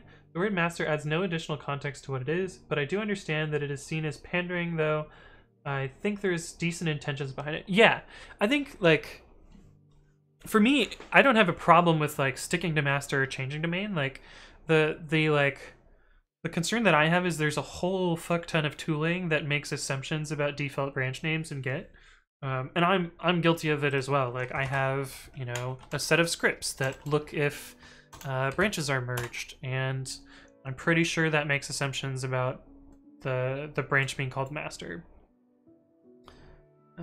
Python, I thought I clicked on that. Yeah, like this prune remote branches branch, I bet. Yeah, like it makes assumptions that the upstream branch is called master. Oh, I can get rid of this now because I no longer work at Lyft. Yes! Oh, this is from Yelp.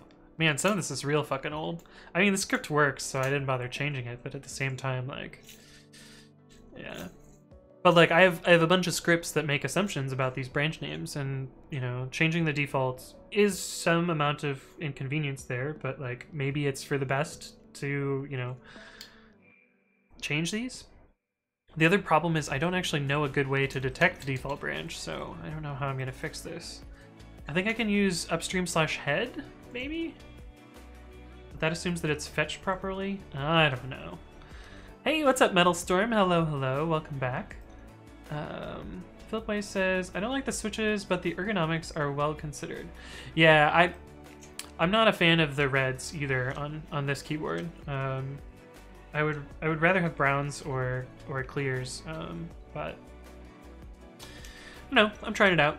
The on the server says my chat is back. Whoop whoop. That's nice. So maybe Twitch is coming back online. Maybe there's some recovery. Philip Way says I had a Kinesis Advantage for a while. Yeah, so I had the choice between the Advantage and this keyboard, and I was just like, that looks a little bit too intimidating for me. I don't think I'm gonna be able to adjust to it. But this keyboard I was able to adjust pretty quickly, like just out of the box, like no, without tinting, just out of the box, slightly separated. I was able to like already type like 97-ish words per minute, and with a little bit of practice, I've gotten back up to like 105 to 110. Hey, what's up, Wendrake? Thank you for the follow. Welcome to the stream. Hopefully your day's going well. Mine's going reasonably well, despite the Twitch like partial outages. Oh man, people subscribe too while Twitch is down. I didn't get the subscriber notification, so thank you whoever subscribed. I've noticed the number has increased, but I don't know who. Let's see. I dislike the switches being soft, and others couldn't use my computer. Yeah, that's the other thing with split keyboards is people are like, what? And then I was working on the trading system server directly and had to use an effing Bloomberg keyboard. Oh no. On the Bloomberg terminal. Alex says the Rubicop name change proposal. What happened there? Is it this one? I live and work in the US where protests against... Oh, I see, to get rid of cop from the name.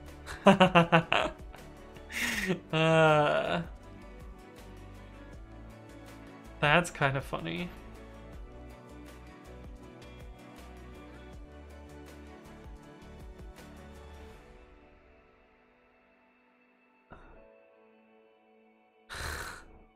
Jesus.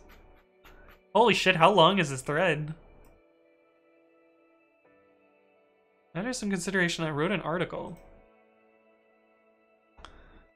Well, I'm glad none of my projects have the word cop in them.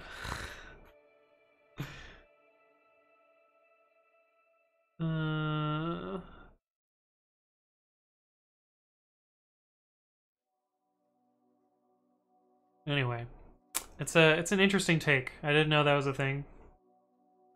Philipway says, yeah, the Advantage took like 3 months to get to a normal speed on, but it really is much better on your hands and wrists. Yeah, I don't doubt that. J. Pratt says, I got my Advantage 2 with Browns, not enjoying them as much as I wanted, so clunky. You should be switching to Dvorak using foot pedals. Yeah, I don't think I'm gonna switch keyboard layouts. I think I've already spent my 20-some years typing in QWERTY. I think I'm gonna have a hard time switching. Jugmax says, oh nice, chat loaded for the first time tonight, right on time to say goodnight. See you around. Well, thanks for stopping by, Jugmac. I'll see you around in the future. Right as Twitch fixes itself, it's time to go. Synecdoche says, not really. It was an aside joke in my previous workplace that Rubicop could have only been written by a white dude given the name. Ooh. That's pretty funny. There's the same proposal for the black tool. Oh, what did they want to rename black? Like what could they possibly see as offensive there?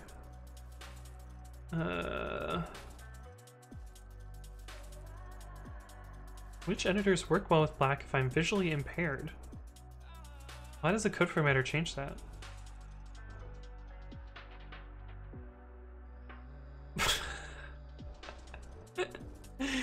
This dude made an account called Justice for Black.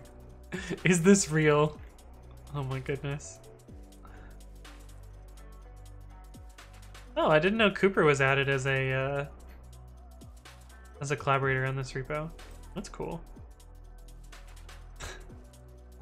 Man, some people, I guess.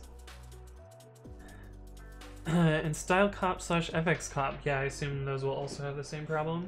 All software is political. No. Yeah, I mean, software doesn't have to be political.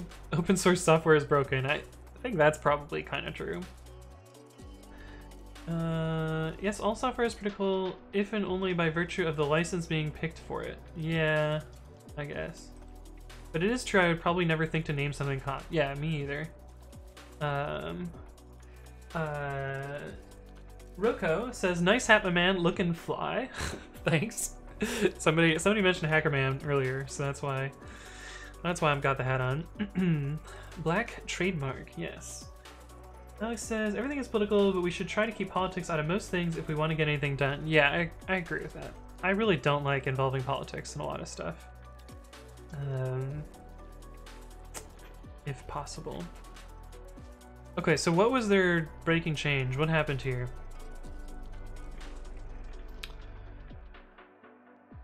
This is the code that I had copied before. This actually looks very similar to what I had also copied.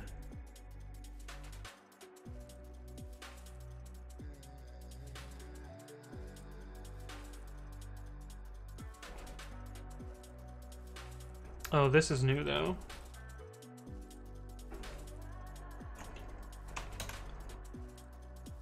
Oh no, this is the same.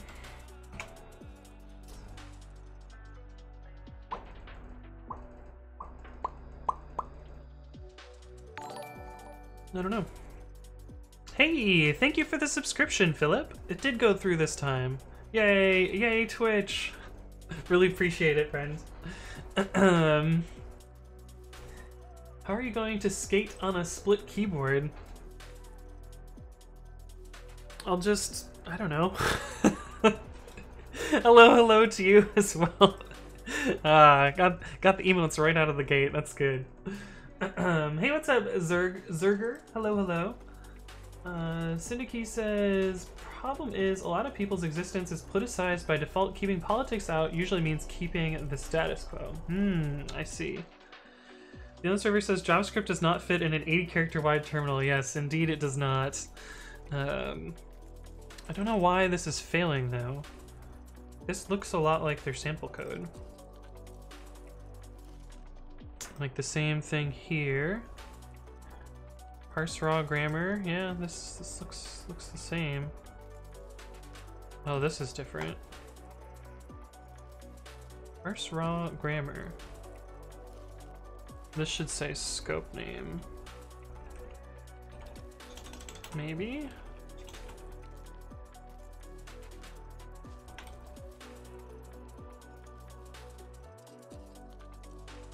Oh, this actually doesn't take an argument at all. Maybe that's the problem?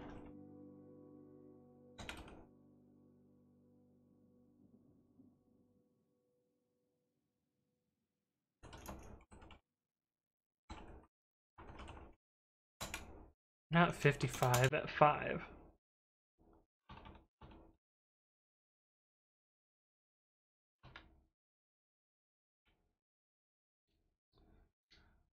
Unhandled error near expected less than.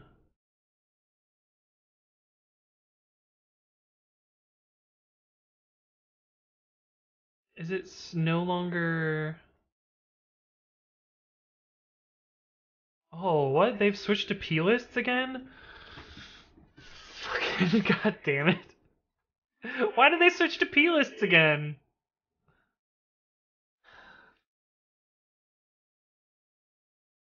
I don't understand. They used to be plist, then they were JSON, and now they're back to plist again. Ugh.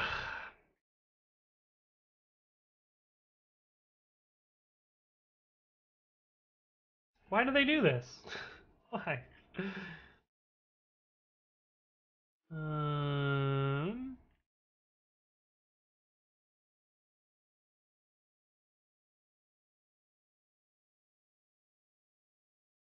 It looks like they didn't do it through a pull request either.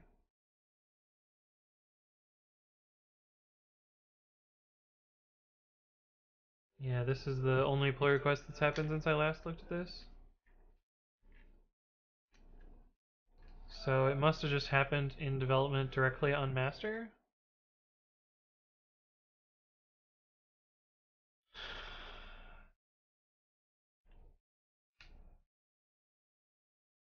Why?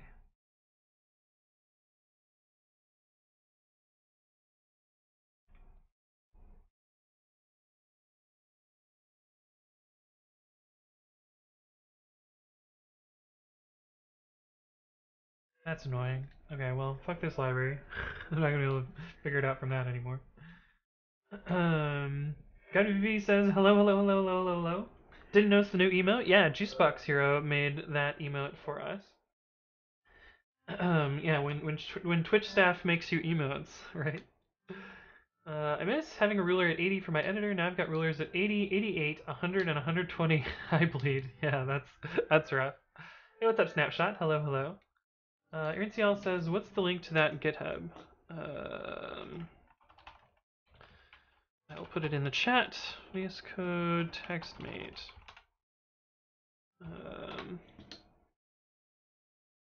It's both now, I think. I don't know why they have a converter though. Then, like, what is this supposed to be?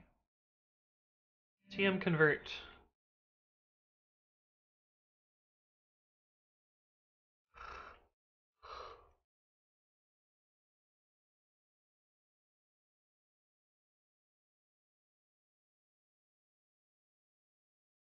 What in the actual fuck is this doing?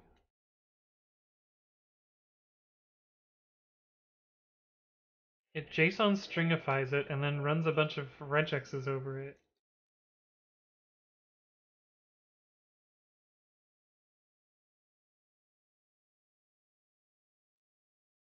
What? What the actual fuck is this?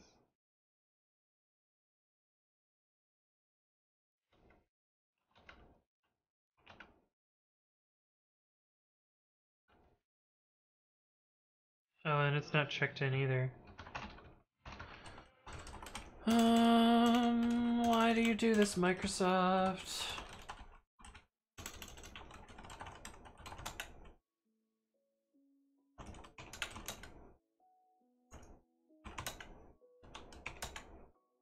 npm run tm convert. npm run tm convert.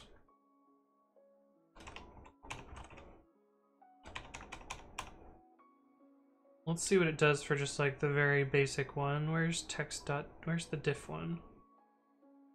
Source dot diff.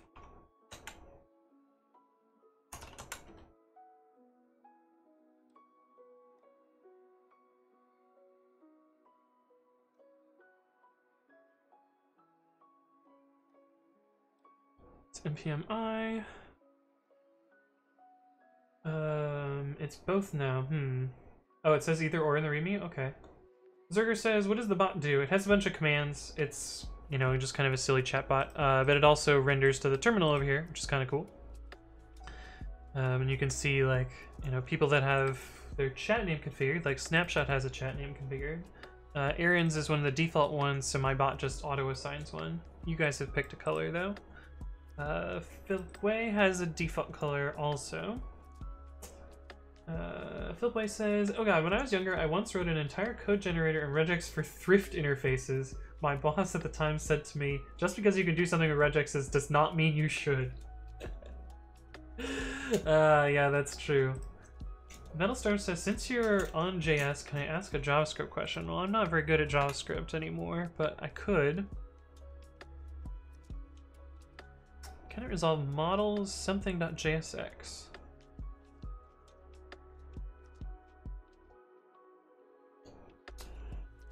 I don't know anything about this. I'm sorry. This looks like it should work, given what I know about Webpack configurations. But I don't know. I just really don't know. Sorry.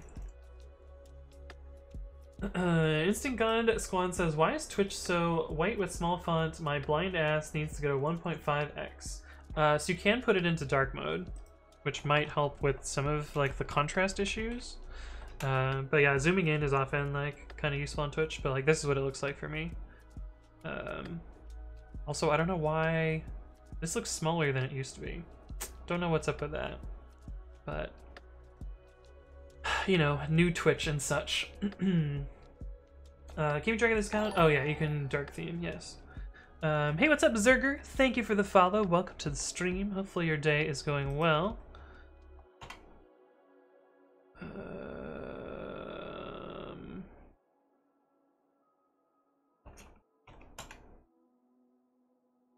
Their package.json is broken.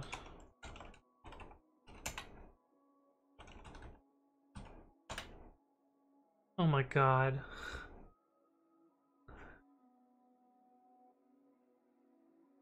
Holy shit. Why do they do this? Anyway, we can send them a PR.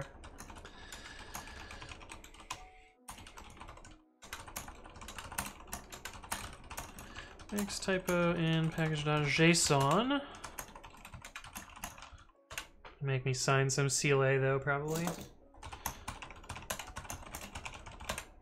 At least we'll get some pull request out of this whack-ass debugging session.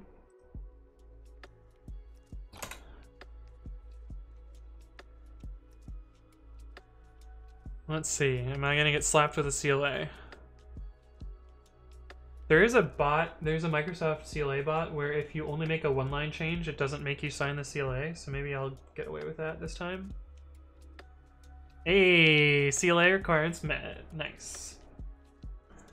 CLA is Contributor License Agreement. Basically, you, depending on how it's implemented, like some companies use it to absolve themselves of responsibility from outside contributed code.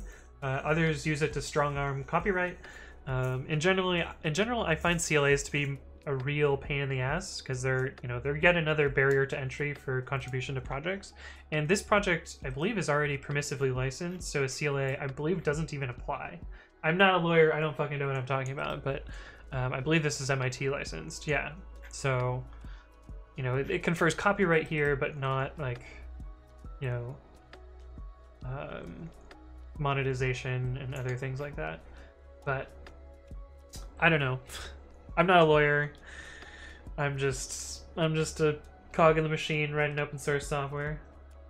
One Aksha says, can anyone here help me with fixing varlog constantly decreasing a huge amount of memory on an SSD? For instance, 3 days ago I had 180 gigs of free space. Now I'm at 15 gigs of free space.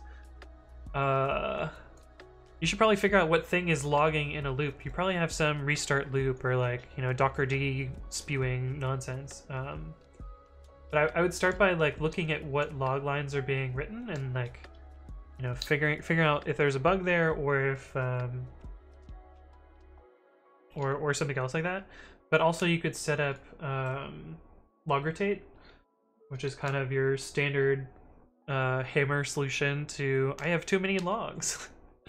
But often, like if it's 150 gigs, 165 gigs in 3 days, like that's actually pretty high write rate. 165 gigabytes divided by 3 days is 600 kilobytes per second, which is massive. That's fucking massive. That's a huge write throughput. Like your disk must just be getting pounded by this. Like holy shit.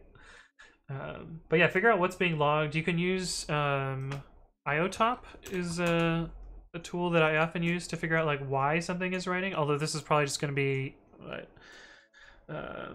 systemd is probably just going to be writing logs. So it's probably not going to be that useful. But I don't know, figure out what's logging and make it stop basically.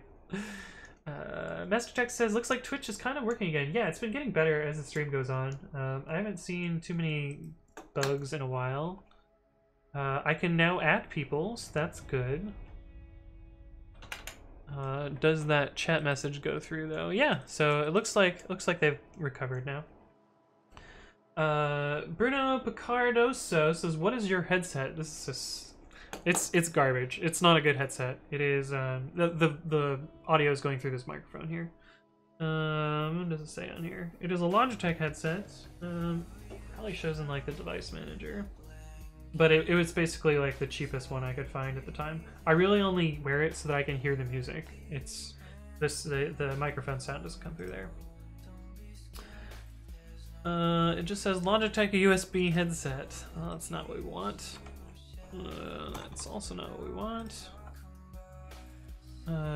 Device is printers and scanners. Where's device manager? That's not what I wanted. Hey, what's up, Victor Rodriguez? 777, thank you for the follow. Welcome to the stream. This is not what I wanted. This is what I wanted, device manager. So what would it be under? Audio inputs? Driver, generic driver.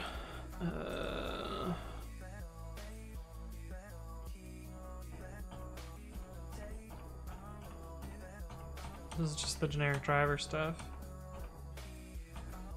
I don't know. The answer is cheap Logitech headset. It's nothing special. I do plan to replace it at some point because, it's pretty crappy. It's also falling apart.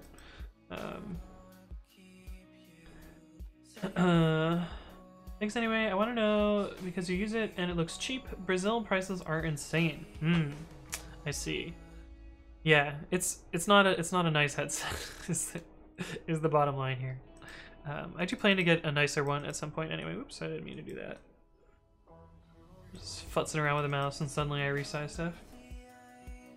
Apuji says, how many times have you been asked what keyboard is that? So many times that we have 4 commands for it. We have bang keyboard, we have bang keyboard 2, 3, and 4. Bald Clap says, tune in next stream with Anthony drops ships. Anthony drops. Oh, like I'm just gonna shill affiliate links and that's gonna be my stream. I haven't even really set up, like you guys don't know my computer setup at all.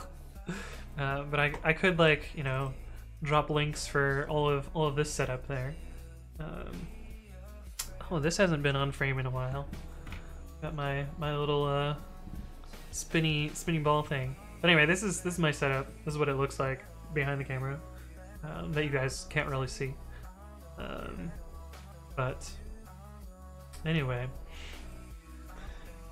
Brazil needs your headset stat. Yeah. Hey, what's up, yup the lads down the cans? Hello, hello. Dropship means you take orders and have the stuff shipped directly to the customers. Oh. I see. I see. Oh, you mean like I you know, buy headsets and ship them to Brazil so that they're cheaper? Is that what we're doing? We're bypassing import laws? But anyway, I don't think I've actually learned anything about how this TextMate thing works, and I'm honestly getting a little bit tired of streaming today, so I'm probably going to wrap up here and do my little spiel and send you guys off. But thank you all for watching. Let me go through my normal stuff and close out all these tabs. But if you like the content and you want to check out more content that I produce, I upload all of my streams to GitHub. I'm also tired, can you tell? I upload all of my streams to YouTube, and that's youtube.com/AnthonyWritesCode. And recently I've been uploading educational content, which is these like purple thumbnail-y ones.